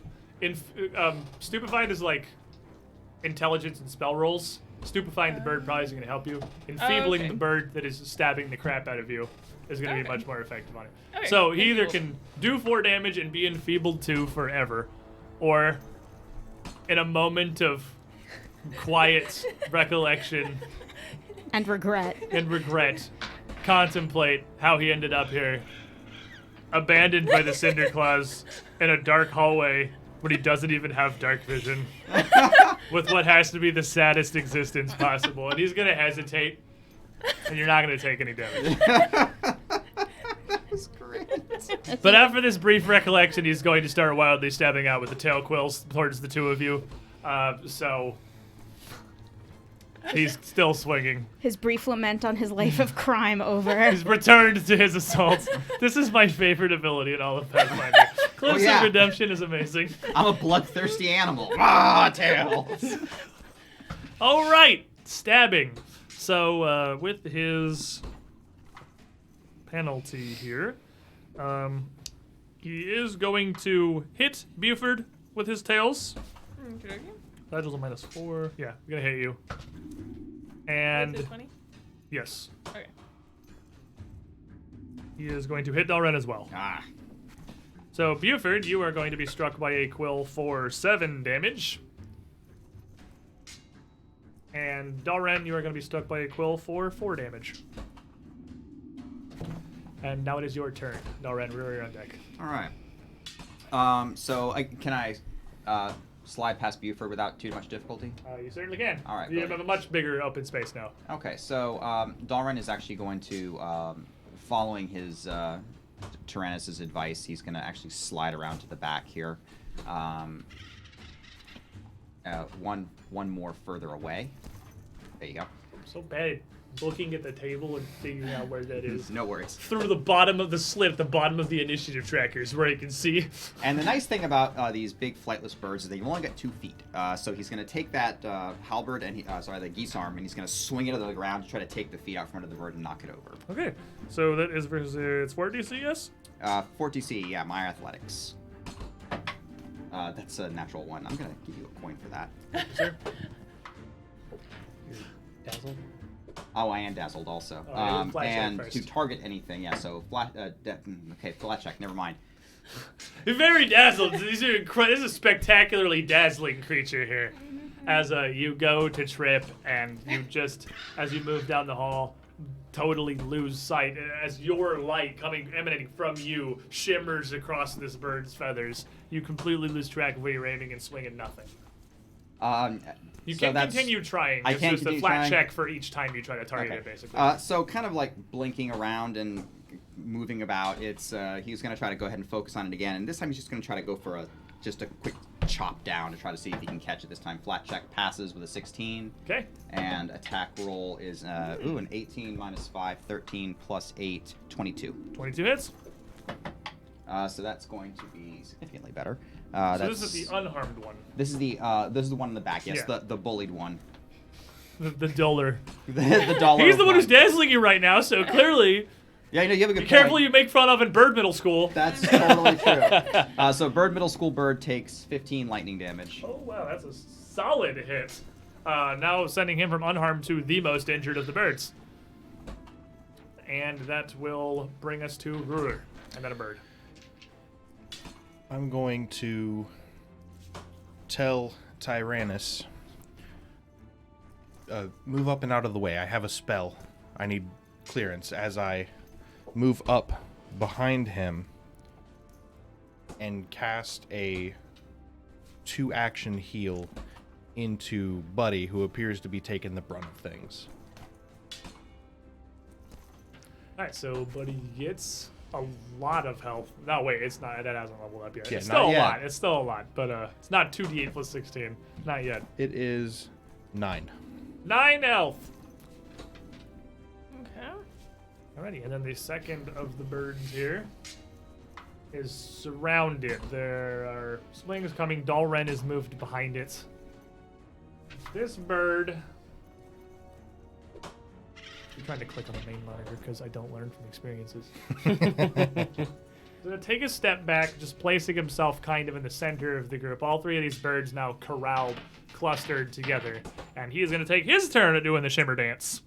And It's really annoying. these it dang will things. save from Dalren and Buddy. Can I take an action to avert my eyes or a reaction? I know that exists. Yeah, that is for gazes. That does exist. You can avert your eyes from a gaze. This is not a gaze attack. It's just a attack with the visual descriptor. I actually have it on the back of my screen here. You actually okay, I'm wrong. First edition it's gazes. Second edition, one of the basic actions is you can avert your gaze. It's one action. There's no downside, and you get a +2 against any visual abilities. And this is a visual ability. So if you spend one action to avert your gaze, you will give yourself a +2 against the shimmer dance. Okay, I'll remember that. I've got a 24. I have a 24? 16. 24, you are dazzled. You still have your card, so you can just hang on to that. You're redazzled. And Dalren, you are dazzled for 1 round. Okay, with D4 it's gonna be once. So sometimes failure is secret success. And that will bring us to Resme, and then the last bird. Resme will yell out, "I hope everyone likes cooked bird," and bring lightning down on the one near Buddy and the one in front of it again. Okay, so now the two most injured ones. Yep. And they're gonna make a reflex save. So the one nearest you is going to fail, and the one closer to Buddy is going to pass. Aw, Okay, well, one of them's going to take 5, and the other one's going to take... 2. 2, Two. I guess. Still saying very close in amount of damage they've taken, 18 and 17. And those two birds, after these repeated blasts of lightning, these electrical arcs surging through, as well as a couple of hits that have been landed, they are starting to be a bit bloodied. You're seeing visible injuries on them. They're not moving as efficiently. A lot of their feathers have been blasted or singed off. They are starting to take a mortal amount of damage. But for the time being, they're still fighting perfectly fine. And Resme will throw up her shield again. Continue the shield. Bird 3, which is the one in the back by Buddy now, is just going to lash out. Once again, he's going to attempt to peck Buddy because you're right next to him. You came up next to him, and he's going to give you the beaks. Your AC 20? Yep. He's going to miss with the beak, but then he is going to attempt to lash out with tail quills towards both you and Dalren. And towards you, it's also going to miss. And towards Dalren, That's going to miss by 1, actually. Woo. So this one is just going to flail angrily towards the people who have moved furthest down the hall here, towards Buddy and Dalren. But you're able to keep him back with your shield, and he's not really focusing towards Dalren, who can avoid the tail lashes that are just coming out in his direction at massive swipes. Buddy, and then Tyrannus. This time, I know exactly what's going on here. I'm going to bring this hammer down and just smush this little bird in front of me. Dazzle check. Dizzle check, oh, right. Ha! Pass it out to 10 Aha! out of 10. We Aha! did it. We made the, 80% chance. And then we missed with a 5 on the die, I'm sure. Let's see here. That's a, It's almost certain that almost misses. certainly a plus. Yeah. If only you could have switched those two. So you rolls. pass the dazzle check, but still, these birds are quite quick and evasive, and you're unable to a lot of your focus has to be on just keeping track of the thing, keeping focus, and not getting distracted by these scintillating dances, and you're not able to really land a good. And then I'm going to move. I'm going to be like, I've got to get this. I can barely see in here. I'm going to move directly across from Dalren in the hall, and raise my shield up again. Keep yourself protected. It's working. Tyrannus is gonna trust. He's gonna trust you, and he's gonna step up around the corner here, opening the way a little bit more for those behind him. And fortunately, he's got reach. Dalren's got reach. I'm pretty sure that's a flanking situation. Mm-hmm. So he is once again going to bring the halberd around and try to land a mighty strike upon the bird sandwiched between the pair of you with your equally long pole arms. And that is going to hit. Our attacks just double the damage dice, right? Yeah, double the dice, not double the bonus. Okay. I wrote down a cliff note, so I don't have to keep flipping back to his stats in the book. I just wrote power attack and not actually what it does. Excellent. So he is going to hit for... The true power move. That's a 2. That's the 3 hot D10s. He's going to hit it for 9.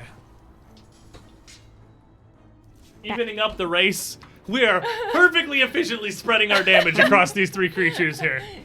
And but as he takes this position here, and the 2 of you have it flanked, he is going to call out to Dalren. Focus this one. We have good position. Telling you how to do your job right there. Rotisserie peacock. Esmus, and then the foremost bird. All right. You mean the halberd? No, the foremost bird is in the front. Oh. Let's try this again. Believe. First action, hunted shot. Okay. So 2 arrows coming down. So it will have. It's only got lesser cover. lesser cover. Okay. All right. So For Brewer specifically.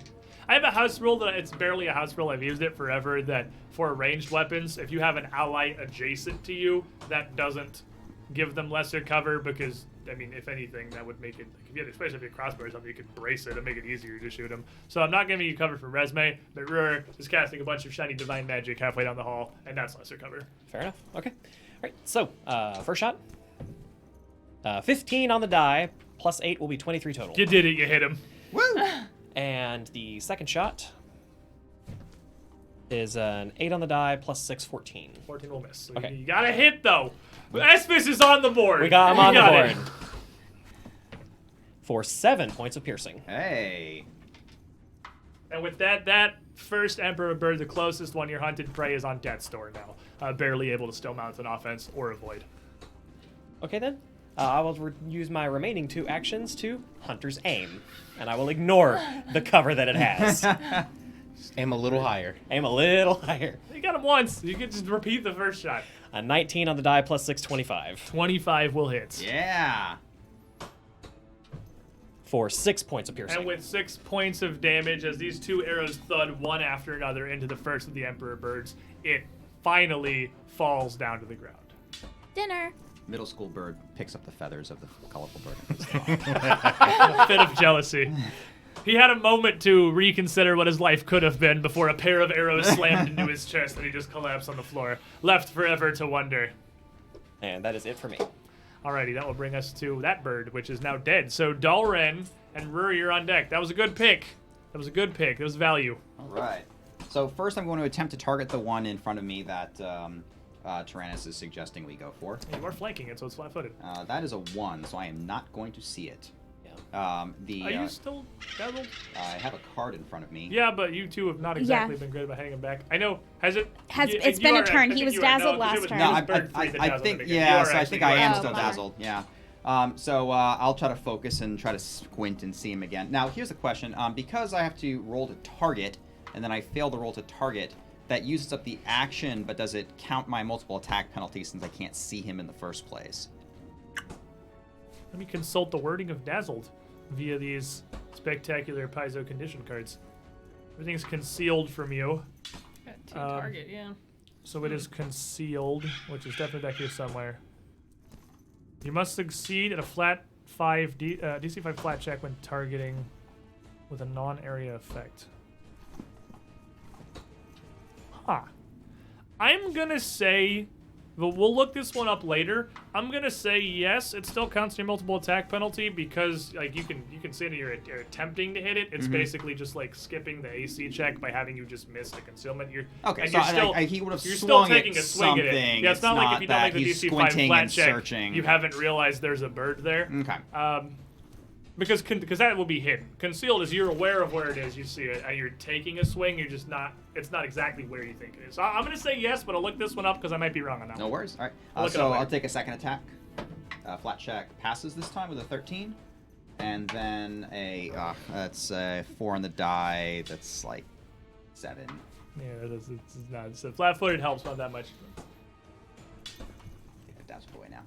Okay, and that will bring us to Ruhr, and then one of the remaining birds. So, taking a step forward This is my mom. while chanting for the sun and the fury as burning hands blasts out into the now available opening, washing over the body of one of these birds and the other 2 still standing. We are just, the one that's on the ground. It's all 3 of them, technically. One of them is just down, and a wash of holy fire overcomes these creatures, which I'm positive is going to involve a reflex save. Yeah. They are fairly quick. What's your DC? 18.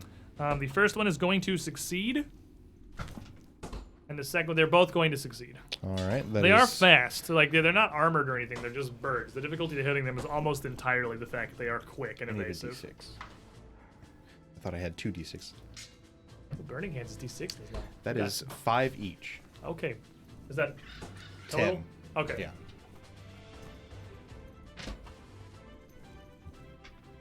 So with a solid blast of fire, even though they evade the worst of it, It's still a They lot do of... That's catch. a gout of flame. yeah, they catch a good amount of fire. And now both of these 2 remaining creatures are also nearing death's door. These things are particularly territorial, incredibly ornery, and as I mentioned previously, do not actually have dark vision. So even if they would retreat, they have no real conceivable way to do that. So Just run into the wall. They're just gonna try to lay eggs. he's this first one in the middle. No, it's the one on the north one is number 2. The northern one is gonna do his best to distract you with a scintillating dance. He is will saves from Dalren and Buford. And Ruhr now, because you're now in range.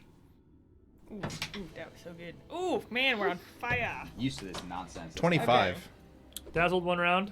Oh, so I only took 2 actions, it occurs to me. Could I have used my 3rd action to avert my eyes? Sure. Okay, cool. Thank you. 17 plus 6. What is that? Yeah, That's 23. I have a 26 with the averting my eyes bonus. Dazzled one round, all 3 dazzled one round. Okay. Okay, well, I will keep this dazzled over here. Yeah, You just go ahead and hang on to your best dazzled friend cards. over Those are your here. best friends now. You're dazzled for life. And then afterwards, he is going to lash with a tail strike towards Tyrannus. Just the one. Just one to him. And he's going to hit him. He doesn't have his full Hell Knight plate yet. He's not in full plate. He's just got a somewhat enamored, almost like scale mail, ornate and well designed, but definitely not full plate. And enough that this tail is going to punch through and hit your boy Tyrannus for 5 damage. My boy. And resume before last bird. Let me guess. Does it involve lightning in both of them? You know it does. These birds are going down to the power of my lightning. So they make some reflex saves. Go ahead. Before I even do, well, they could critically succeed, I guess. Go ahead and roll me the damage. Just out of raw curiosity, because they're both pretty hurt. Oh. 5. 5? Okay. Yeah, okay. If they fail, they die. So the bird in the middle of the hall passes. The bird on the north end flanked also passes. Again, they're quite quick. They're pretty dodging things as their forte. We're playing to their strengths here in this hallway. Yeah. We're playing to their strengths here. And That's why we're using AoEs. both of them now, like anything, will put them down at this point. Sneeze. Literally anything. Do any amount of damage to them. Squid's like, come the heck on, You guys have so successfully saturated your damage across 3 targets. Resme will just cross her arms and look grumpy. She's not even gonna shield. She's not even gonna shield. Because really, you're blasting these lightning things down, and these birds are like hopping around to the side, and you're like singeing them. She's just so flipping them a little bit, irritated. and they just keep doing it. Like you got maybe one good solid hit in there, but just a whole bunch of dancing birds that are just constantly avoiding these lightning strikes coming from the ceiling as you two are battling them here. Mumbling to herself in Elvish. And the last bird, also very desperately injured, is gonna go for the last secret of his people. Uh-oh. I need to make a will save for Tyrannus. He for the just last explodes. one. Tyrannus needs to make a will save. Tyrannus is also dazzled for 1 round for what's worth.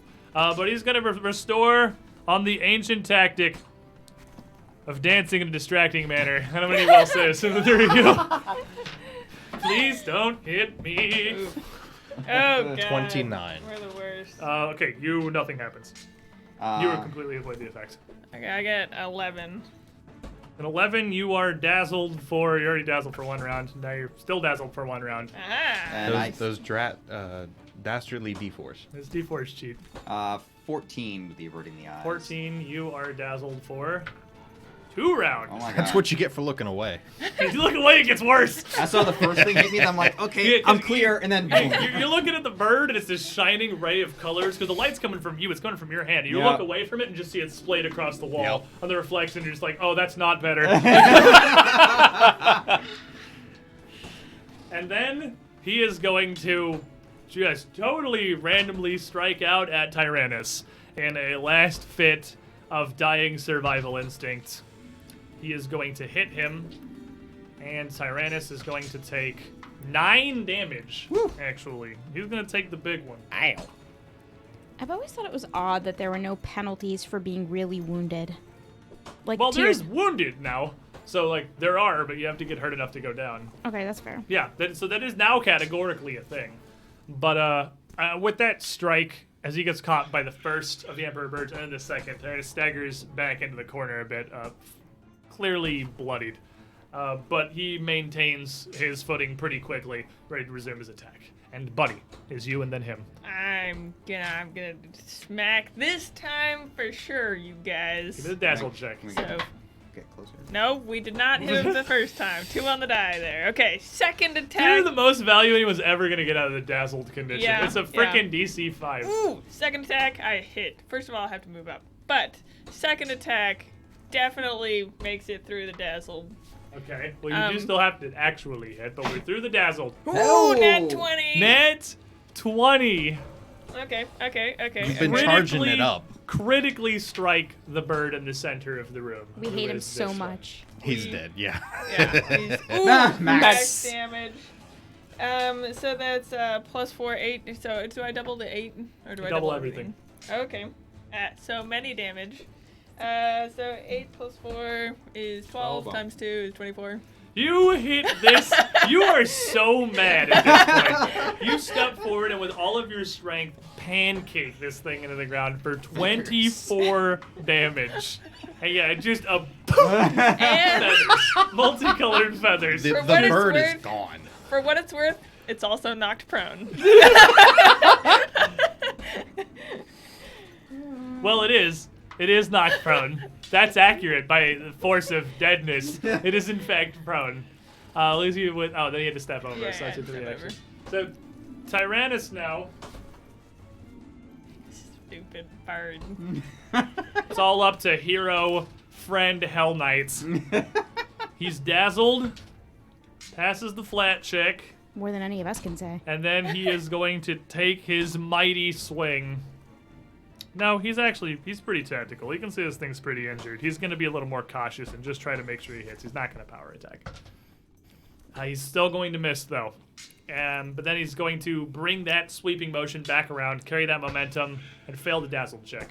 And then he's going to try really hard to not embarrass himself in front of his new friends and fail another dazzle check. Have I gotten it? Am I helping? His halberd just swooshes above, below, around this thing.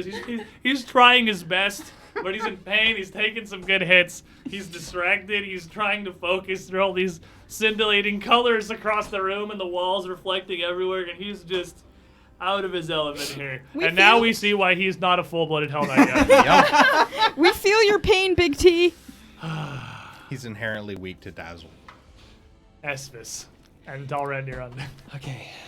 This bird gets another turn. I'm just TPKing all of you. Esvis is going to try to move forward, squeeze past Resme to try and at least get line of sight on the bird. I'd let you shoot from right behind her. I think that's all right. Okay. Hunt prey, second action, and last action, hunted shot. 2 arrows. 2 arrows. We only need 1. 2 hard ones. Don't you put that evil on me. Shut up right now. Get out. You're not playing. We're not welcome at this table anymore. That is 2 hard ones. It's an 11 on the die plus 19. What happens to this bird? Esvis, what happens? Esvis is just completely and totally done with the dancing colors and just buries the next arrow just in the dead center of the chest of it to just drop it to the ground. Just unceremoniously, completely finished with the kaleidoscope avians that have ruined this entry. Well, it's gonna be a cool breach, and then... Yeah. We're all tactical, we're stacked up, we're ready for action. We open the door, and we get... Flashbangs. We get actually memed on by flashbang birds for a full real-life hour. And, what more can you ask for from level 2 combat?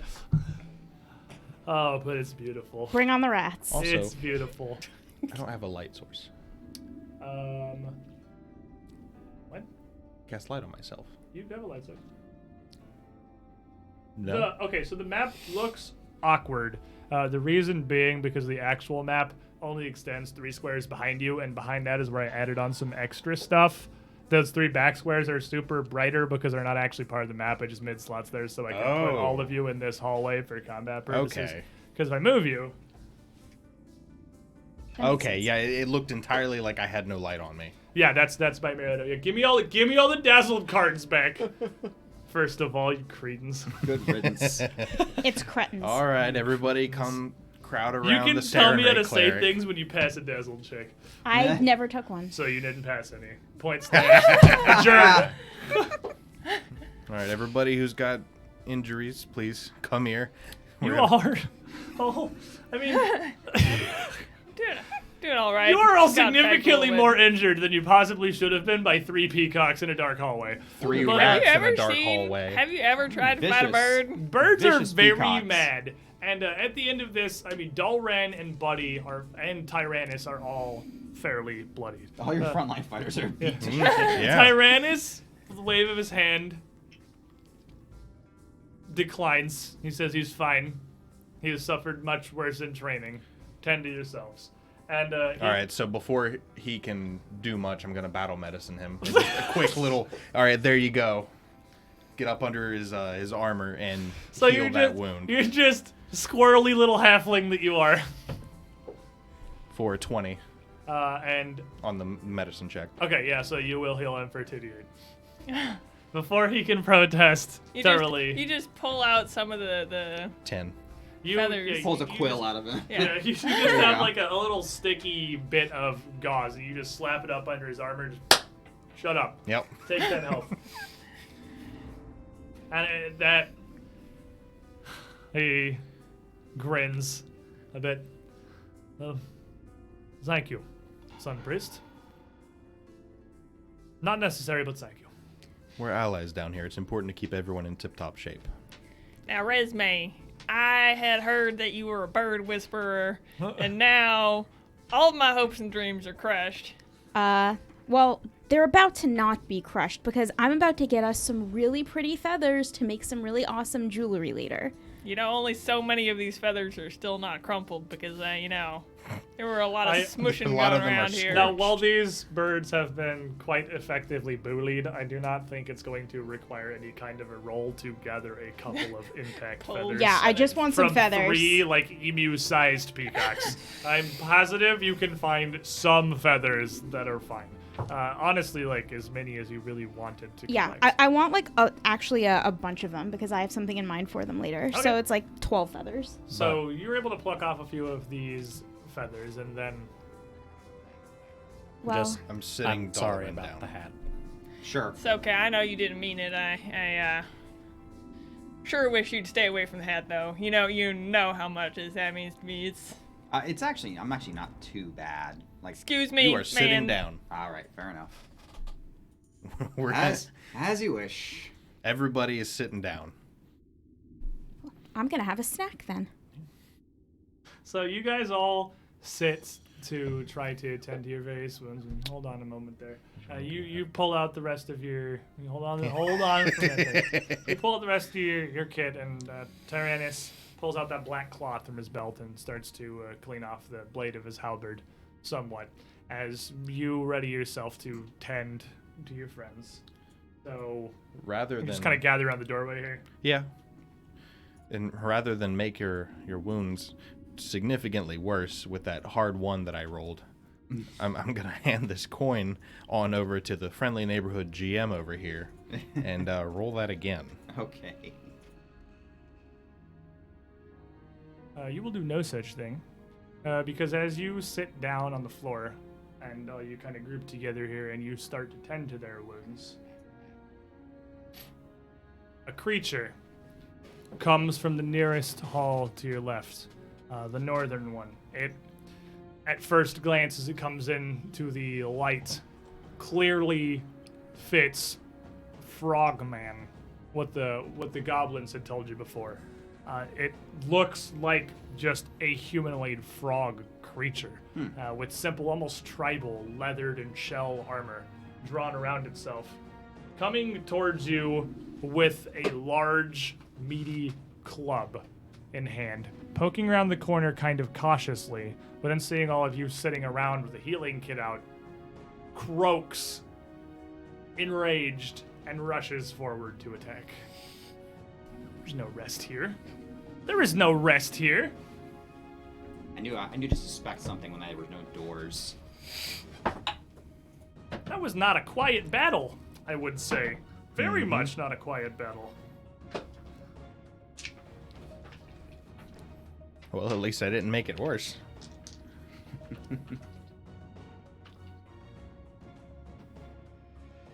The natural one was like you were getting ready to shoot my enemies, and then you just cough right. Now you're sick too. Alrighty. So, buddy. I ended up getting a 14 on the die, which is a 21. I know, look at this, right? That's so good. Look at I'm how putting you ready- on. You're on the Because right I was side of the talking to GM Espis screen. over here, and Espis was like, "Oh, hey, look, there's a guy down there," and I was like, "Oh, thanks." Resume. 18. 18. Urgh. 22. 22. Just got a one up him. Yeah. I'll be happy. Dalren. I'm a 14. 14. Espis. 10. See, because Dun, you were dun, pointing it out dun. to me, then you were going to react a lot slower. Tyrannus. Not a fast Historical. man. Not a fast man. Not He's a fast also man. around the corner. It's Yeah, kinda hard yeah, to he couldn't really see them It's hard coming. to He, see. he only knows when the rest of you start preparing for battle that something is coming, and he hears this like battle croak from this frogman. Frogman 1. He's just over there contemplating conquering. As you are all kind of seated around tending to your wounds, has the element of surprise. Frogman 2. What did you have, Rur? 22. Oh, these are fast men. Well, they're ambushing you.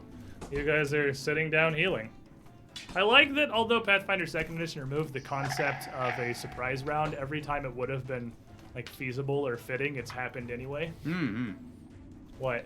I thought it sounded so much like slurping milk out of a straw, like at the bottom of like a cup or something. That I thought that it took me a while to process that was a frog croaking. Don't bully Sirenscape's I frog know. I noise. was just, well. I looked over Matt. I was Why like, would you was slurp that- milk through a Because straw? milk is very Because tasty. chocolate milk, you need a straw to stir it, or else the chocolate won't be good. That has never been my You experience. use a spoon. No, you use a straw. You have like one of those spiral straws that goes up, so that when the milk goes up, it goes like. Honestly, we talk about the What important sound does the things in milk this make again? stream. Yeah, I'm gonna need a repeat of the milk sound for posterity. Okay, so the front boggard actually does go first. So he is going. Oh, here's a frogman's. Frogman. Hey, they Frogums. kind of look like frog. Yeah, I got kind of close on this one. The Bestiary 3 box is difficult to work with, but these are kind of froggy. They're green and they look vaguely frog-shaped. He is just going to rush down into the room to the group of you gathered around and towards what looks to him like the tiniest target easily available. Club overhead. And as he rushes forward, he croaks out a horrifying sound, reverberating through all of you. I need everyone to make a will save. Is this something that would affect emotion? This is an emotional effect, yes. Okay. 18. 19. 18, 19, 20. 20, 11. 11. You are frightened one. These are spooky creatures. It's emotional. That is the third natural one in a row for me. No. Well, you're getting them out of the way. Well, the good news is there's actually no critical failure for this, so you are also just frightened one. This is just kind of a pass or fail situation. So frightened is actually quite a significant effect in Pathfinder 2 because it was basically a -1 to everything. All of your checks and DCs. And as he rushes into the room here, he croaks out again, Declash! Romcon! And brings the club down towards 15. 15! Spicy! Would you be surprised if I said he crit you? Not at all. Because he I did. haven't even gone. Second edition, You're not flat-footed. there's not a flat-footed thing. I know we had this come up before. I actually think you can use a reaction even if you haven't gone yet. Really? I think because I thought when your turn came, you got your 3 actions. Your and a reactions reaction. get refreshed. yeah, your reactions get. I guess That was no, the yeah. thing that we were thinking about for You're right, yeah, Mars you- Attack of Opportunity. We weren't sure how it worked either. And I guess I haven't come to any conclusion. At the beginning of your turn, you get 3 actions and your reaction back. So yeah, I actually don't think you've received. You're right. I don't think you've received a reaction yet. But he is going to come in and he is going to wallop Ruhr for 14 damage, as he just brings his club down on your small little halfling friend. And then the second one comes in. Right behind his ally in the hallway here, he is going to see Buddy, probably also sitting or kneeling down, getting treated. And as he shakes, has his club overhead, he's sort of behind his ally here. He grins. Conan! Borgthor! And a tongue shoots out past his friend towards you. What is your armor class? 18. He's gonna hit you.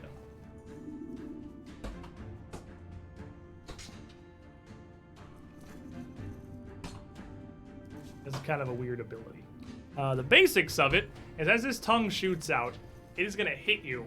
And at the end of this frog's tongue is larger than the rest of the tongue. It's got this large sticky wad at the tip Okay. of his tongue. It slams into you, and as he retracts the tongue with surprising force, he actually yanks you up into the doorway.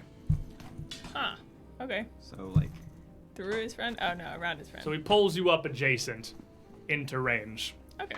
And then while he's holding you with his tongue, he's gonna try to bop you with his stick. Fortunately, stick is not agile, and that is going to miss, as Okay. he's kind of around the corner here, and he can't pull you all the way up into the hallway. So you are grabbed, but this is a weird kind of grabbed. So I'm not going to give you the card. You are not immobilized. You are flat-footed, but you are not immobilized. Okay. Ruhr, you're up, and Buddy, you're on deck. All right, so Now, give me your recall knowledge. These guys are society. that's it's a 1, 2. 2. Still, you are fairly well educated with your upbringing in the church and the cloister. They don't want their missionaries going out into the world dumb and ill-informed. And I guess possibly part of your seeming fascination with the Mwangi jungles, you would be at least somewhat familiar with what a boggart is. You have already largely seen the things that they can do. They are not super smart. They are just a tribal creature, one of the many menaces of jungles and swamps. And the biggest things that you would know for having to deal with them, they have already done. Their battle cry, this emanating croak, and their ability to use their tongue as a bonus weapon, more or less. I actually kind of see what you mean. Right? You can kind of hear your slipping look now. And I hate you.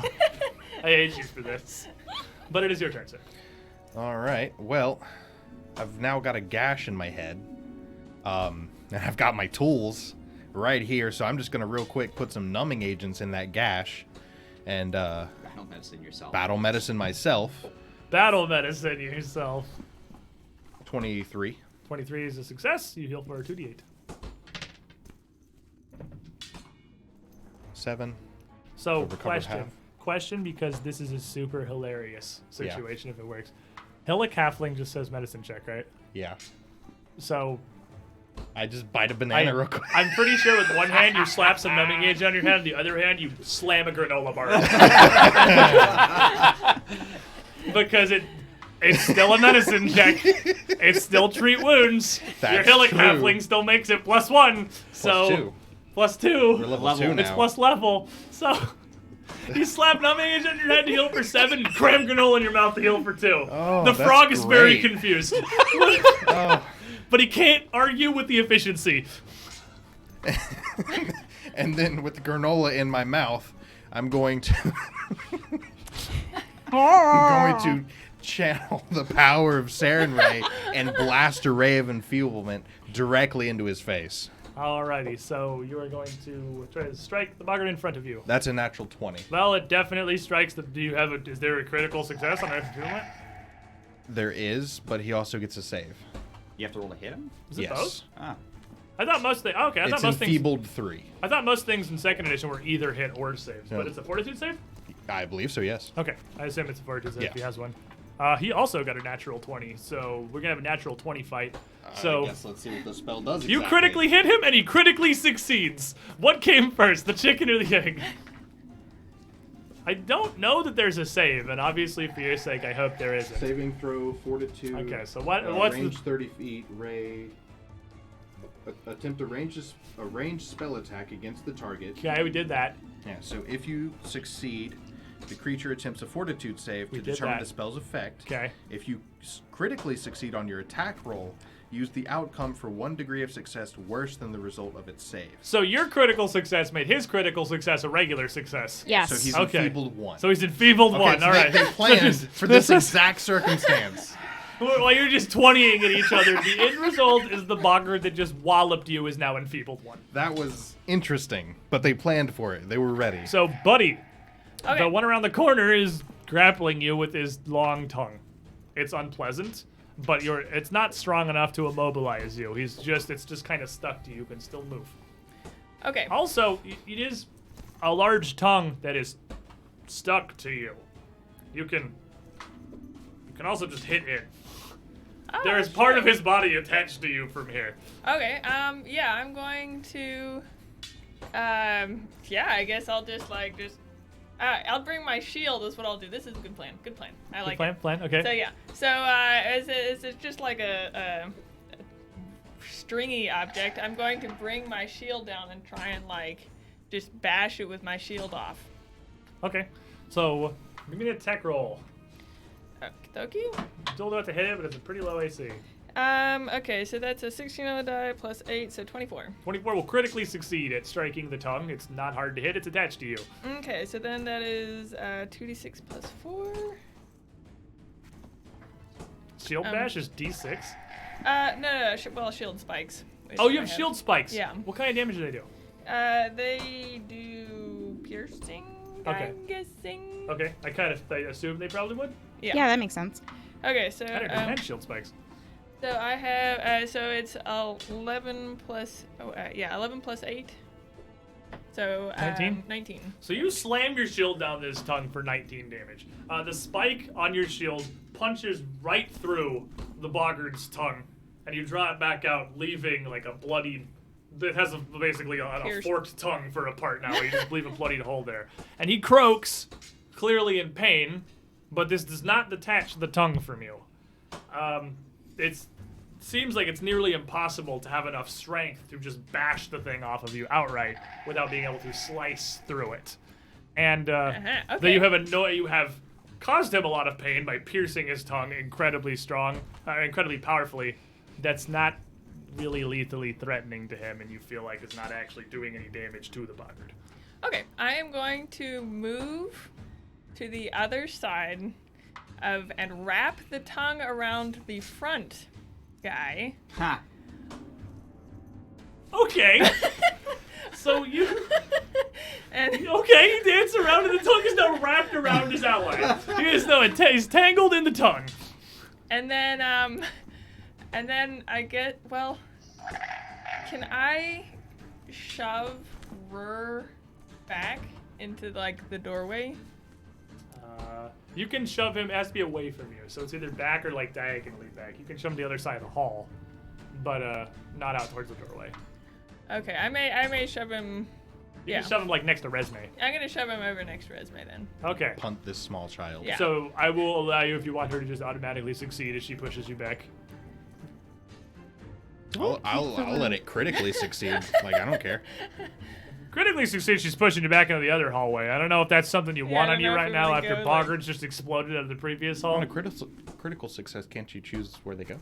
Critical success is 10 feet instead of 5. 10 feet. Okay. Oh, okay. Yeah, I'll take it. So you shove, like you just reach back with his tongue and you just bodily shove her back into the opposite hallway, away from the attacking bugger. He's still like sitting down, so I just like just move roll him and he just. Just rolls. He's just munching granola, rolling backwards into the hallway like a freaking bowling ball. All right, Resme, Dalren, you're on deck. This is a fight that's happening. Today is the day of shenanigans. Shenanigans. So seeing that Buddy has wrapped the tongue around the front guy, Resme's gonna grin and drop a triple magic missile on him. Ooh. Hoping that this is gonna freak him out and hopefully make him like try to escape from the tongue and maybe fling himself back. All right, so magic missile.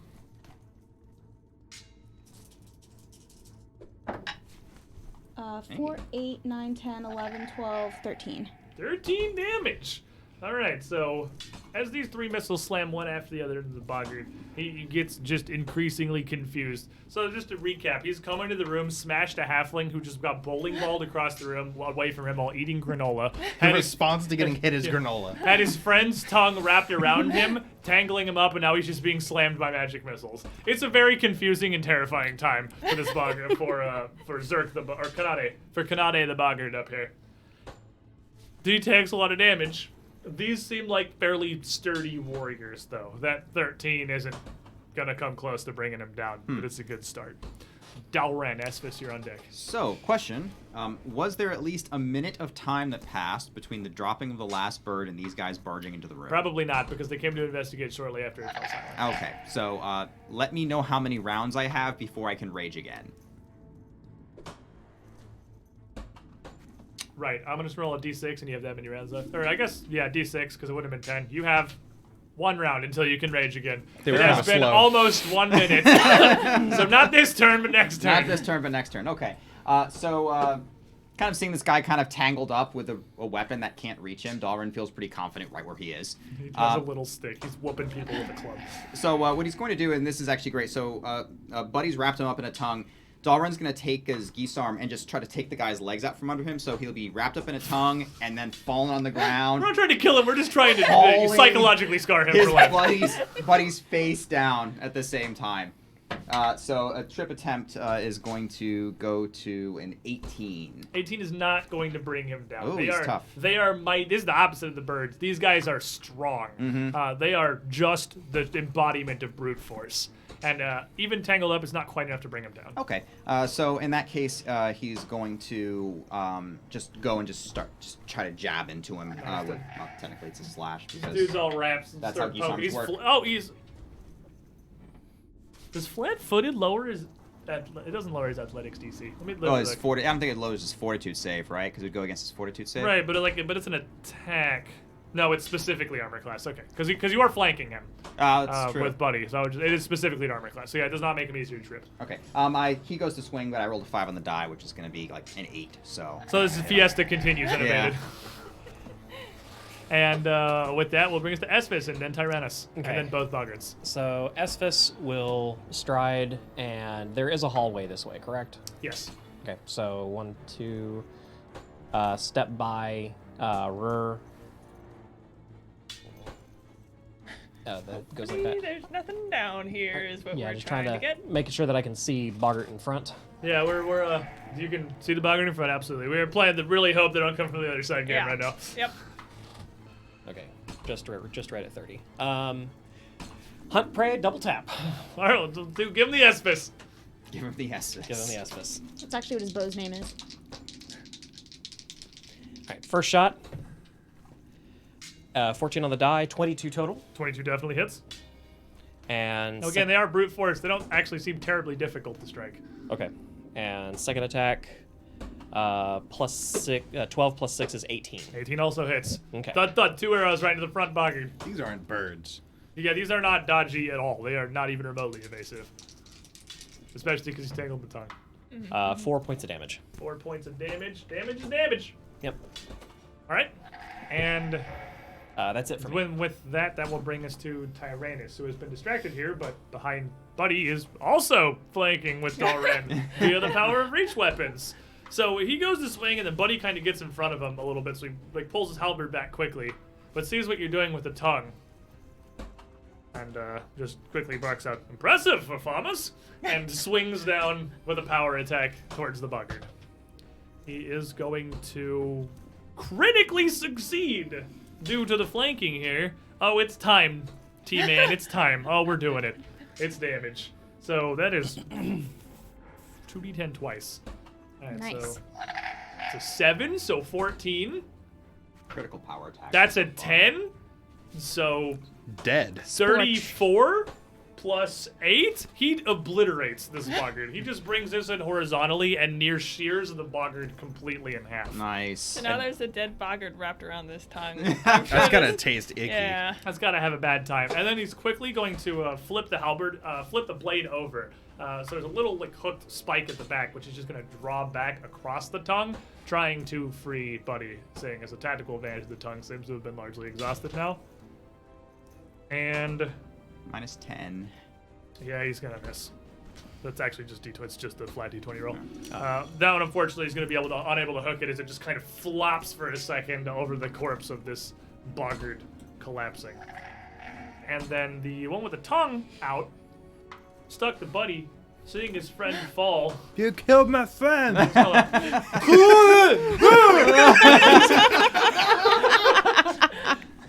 will avenge you! And This is how frog gigging took off in Easker. No longer part of the Tyrannus fan club. in a complete blind rage, step forward, roar out one of these horrifying croaks, and just try to bash at Buddy. So give me all your will saves. It is an emotion effect still. Oh, that's right. Yeah, Yeah, that's it's gone still. now. God, 24. I'm the most frightened there's ever been. Good. 16. You're frightened one. 11 again. You're frightened one. 26. You're good. 9. You're frightened one. So does it go up to frightened too? if I No. get- I've still got my Oh, card. you saw yours. No, it does not stack with itself. Also, at the end of your turn, your frightened value decreases. So since all of you have now gone, your frightened went to 0 and went back up to 1 Okay. as he croaked again, and now he's just going to come to bash you. You didn't actually raise your shield I last did time, did you? not, So you're actually no. 17 right now with frightened 1. 18. Yeah, 17.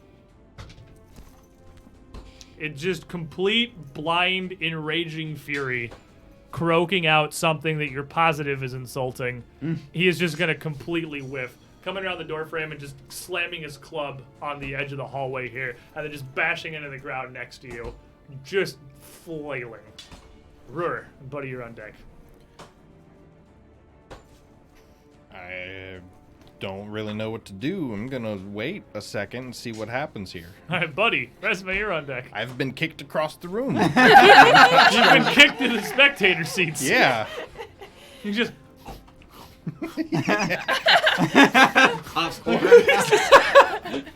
Seeing granola in the corner watching the show. Okay, well, I guess let's go for another hit here.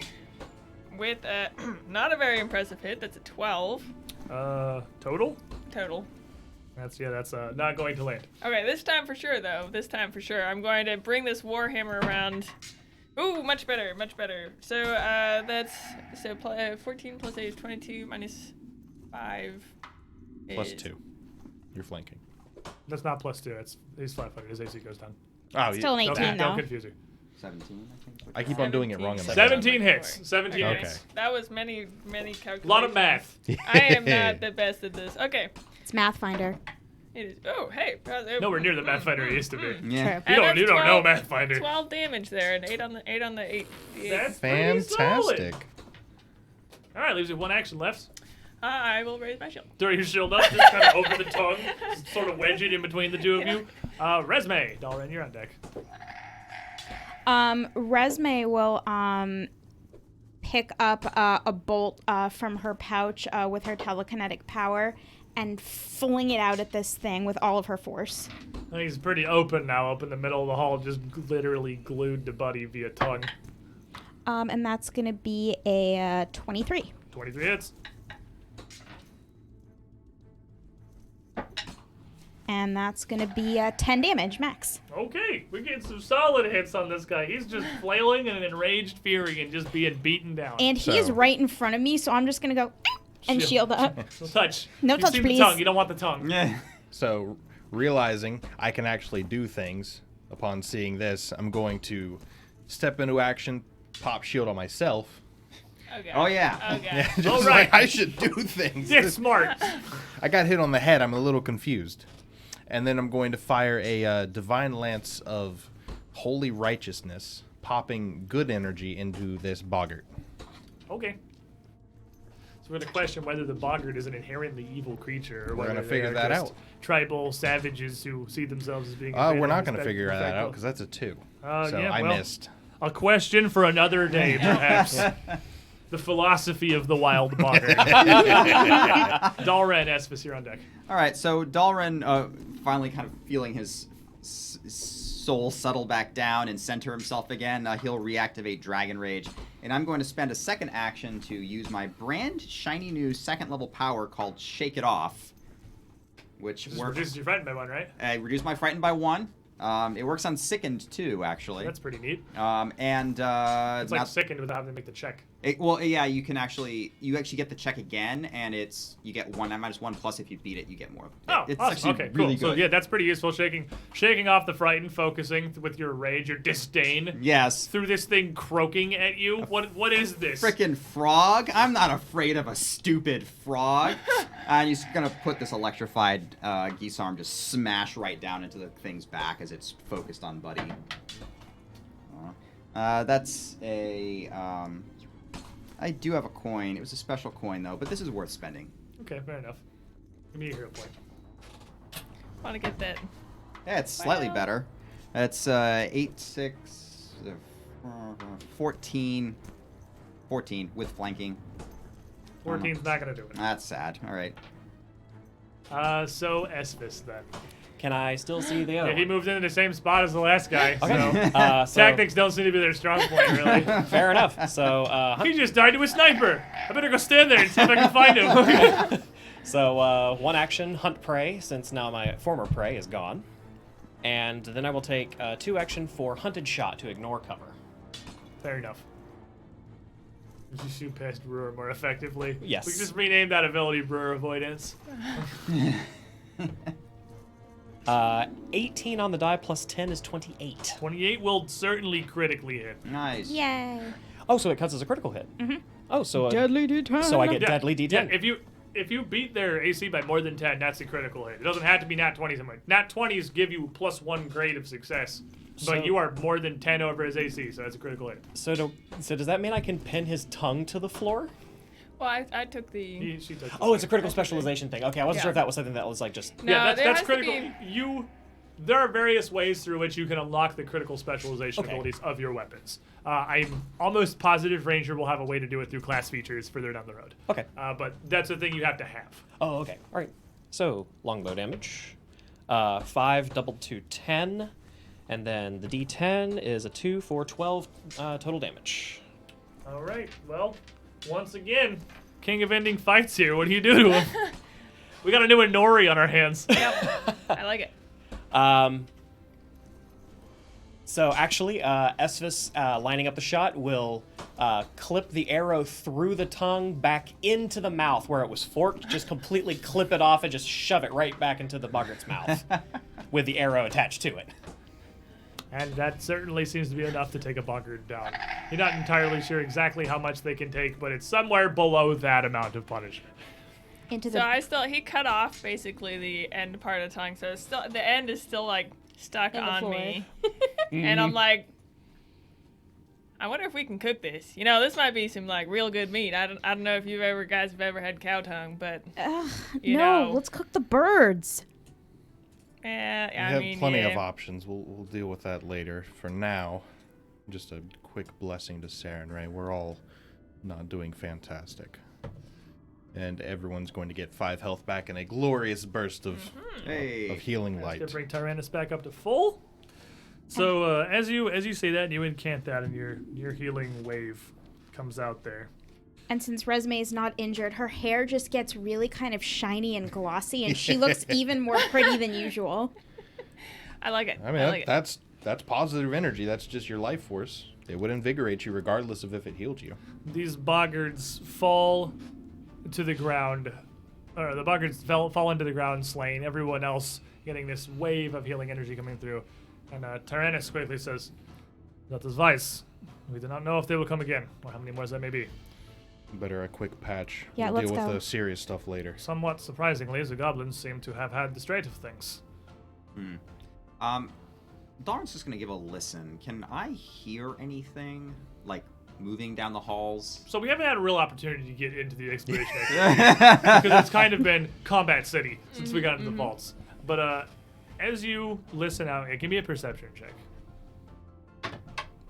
It's an 8. Was almost an 18 on the die. I mean, with an 8, you can definitely hear sounds, but there are hallways coming off in every direction. This antechamber that you're in right now extends off into the darkness to the east, and you can see a pile of rubble on your left on the northern side of it further away, but then it just dips into darkness further than that. There's hallways, at least 3 of them jetting off to the left, 3 more to the right. It's all solid stone crypts and cellars down here. What sounds are reaching you are just echoed indefinitely from every direction.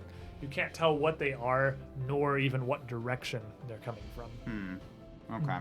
But as the boggards fall, Tyrannus steps forward over the bodies and kneels down, turning the last one that had fallen over a bit, just looking, checking and looking for anything, really, any sign of where they're from, what's happening. They are very simply equipped, each of them wielding a club with javelins slung across their backs and this strange shell and leather armor across their bodies. But Tyrannus does find one thing relatively interesting. He pulls something off the chest, off the cuirass of the fallen boggards, and looks across the group of you, and his eyes fall on Dalren. He kind of holds it up. He thinks this may be of interest to you, Scholar. Darn will examine it. It's an insignia, a small metal plate printed like a curved, smoking dragon's claw. The space between the scales on the fingers and the wrist glowing, with a bright orange fire. The claws themselves tinged more blue. Does the talisman itself glow, or is it just how It's painted? just how it's painted. It's not actually glowing. It's just a flat metal symbol. It's very neat looking. Make me a. You have dragon lore? I do. Make me a dragon lore or a knowledge religion check, whichever would be better for you. I said it's probably dragon lore. It's going to be dragon lore. If I could roll above a 5, it'd be better, but that's an 11. Can I also roll it? You can make it a religion check. Yeah. As you come out of the hallway, just sort of look over this. 19. 1911, both of them appear to have these pins on their leather armor, but you're not positive what they mean. They're clearly an icon or an insignia of some sort. It looks similar to a holy symbol that they just wear attached to their armor, something that had been given to them aside from that would be easier than a necklace or something that they couldn't lose track of because it's physically pinned to them. The blockers don't seem super smart. But you're not positive what it is. Would I relate it to any Dalren, major religions? Dalren, you definitely know that this claw depicted by this little symbol is clearly from a full true dragon. It's a true dragon's foreclaw. But aside from that, you can't infer any real meaning from it. The pin seems to just simply be a curved claw. You can see that one of them they have drawn with a little bit of ash or charcoal or something around where the pin was, what would have looked like smoke coming off of the hand that they just inscribed on the armor themselves to embellish it. So the cinder claw icon, I suppose. The other one had written a name, a symbol, a single letter, a D, beneath his. You're not sure if it's related to the icon or if that was something else entirely, as they do have some other embellishments and trophies across their armor. Interesting. Okay. It's certainly interesting. And as you look at it and Rur scoots over and Rur looks at it, Tyrannus raises an eyebrow. There's nothing in my educations that relates to whatever this is. How about yourselves? Well, it's clearly religious. No actual experience of what it might be myself, but there's definitely a reason that they're wearing it and a reason that it was attached as it was. Well, this is a dragon claw, as you say, worn as sort of an icon, and the goblins mentioned they call themselves the Cinder Claws, hence probably their attempt at making a smoke motif here. It could be a badge of office. I think if we investigate more, we may find more evidence. Perhaps we can learn more about what these are for. So it is an icon, and it probably has some significance to those wearing it. I'm glad we have Galarian's greatest minds on this case. Resme will actually get a little quiet, and that blank look on her face will come over her again, and she'll start to kind of whisper to herself. And as she does, her demeanor will change in a way that's kind of become familiar to you, and her mannerisms will alter slightly. And I will make a religion favored. Okay. And I will give myself Imperial Blood Magic. Let's see. And that's going to be a 20. With a 20, as you call back on these ancestral memories, this blood imprinting, this knowledge within you, you see not that claw, but something different. You see a symbol of a falling, burning scale with embers trailing behind it. A symbol that you would now, with this connection, recognize as being a holy symbol of Dahak, the god of evil dragons. The falling, burning scale is his more common symbol. This is like a lesser icon, one that is sometimes still associated with the worship of Dahak, but not the prominent holy symbol, not like the icon of Saren Ray that you have. It would be more like a more simple embellishment of the sun that would still be related to your faith. That would still be recognizable. Like a symbol of a scimitar, for instance. Yeah, exactly. It would still be recognizable to adherents of the faith, but is not the primary holy symbol. Is Dahak the column of smoke or the pillar of fire? That I do not know, but we will find the answer here. Of this I am sure. Listen to Resme. She knows more of this than she might even guess. Be careful, my friends. And then Resme will kind of come back into herself and go, Did it help? Well, you certainly said a name. It Could I roll a check to see how much I know about Dahak? You can throw another religion check to see if you know anything about Dahak. Dahak. I said Dahak? The god of evil 18. dragons? God of Evil Dragons. So you don't know much more beyond that. It's Not exactly it's, something yeah, it's I not would've like studied. a common member of Galarian's Yeah. pantheon or anything. This is so Tyrannus, as this is happening, and you were thinking and you talking briefly, is gonna just kind of point at Resume with a pinky. Well, if clearly the rest of you are accustomed to this, I will be the one to ask: is this normal? Is this possession? Is what normal? I have been trained to deal with many of the influences of devils and demons, and this strikes of possession. And that's what I thought too. But you know, I had a talk over here with this cleric of Theronray, and he had mentioned that he didn't like suspect any evil doing or nothing. So It is certainly peculiar. This All right. spirit seems to harbor no ill will, seems to seek to aid us, but devils work towards their own ends. Sometimes they happen to align with ours. Look, it's not a spirit, it's my brother, okay? Your brother. I don't think that's how brothers work, honey. Are Maybe- you a medium? You speak with the spirits. The departed? Not exactly. My brother, well, my twin really, he died while he and I were, well, before we were born really, but for some reason his magic came into me. And even as a child, I could feel him, and I can talk to him sometimes, but sometimes he talks through me. And I don't know why, and there's nothing evil about it, and it's not my fault, and I don't know what to do about it, but he's not evil. He loves me. Tyrannus kind of narrows his eyes a bit. They have always been at least cautious, if not skeptical, of magic. And blood magic. The most wild and uncontrollable of all of it, doubly so. But, admittedly, you seem to have control of yourself, generally. We've never hurt anyone. I do not seek to pry, only to ensure our collective safety as we explore these vaults. They clearly are riddled with these cultists and whatever else they have brought along with them. We do not need danger from within. It has not been a danger to us. I don't believe it will become one. Very well then.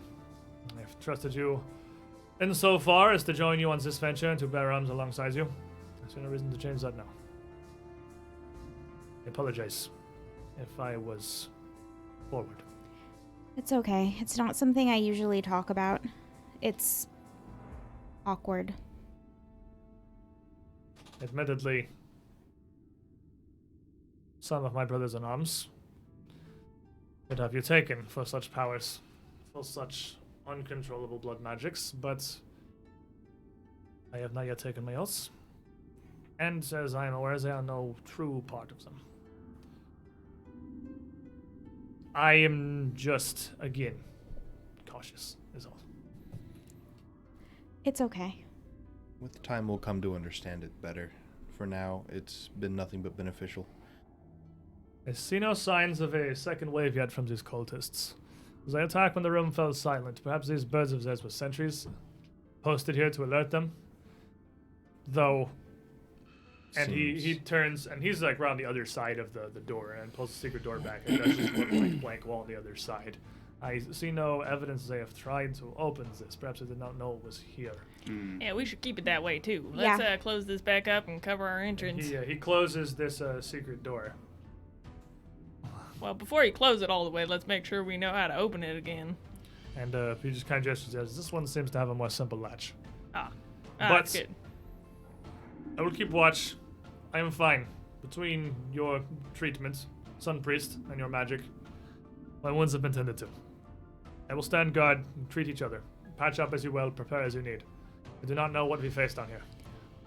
I'm uninjured, so I'll help keep And a watch. I didn't draw any attention when they came through the door, apparently, despite my best efforts. So, They, fortunately for us, do not seem to be very intelligent.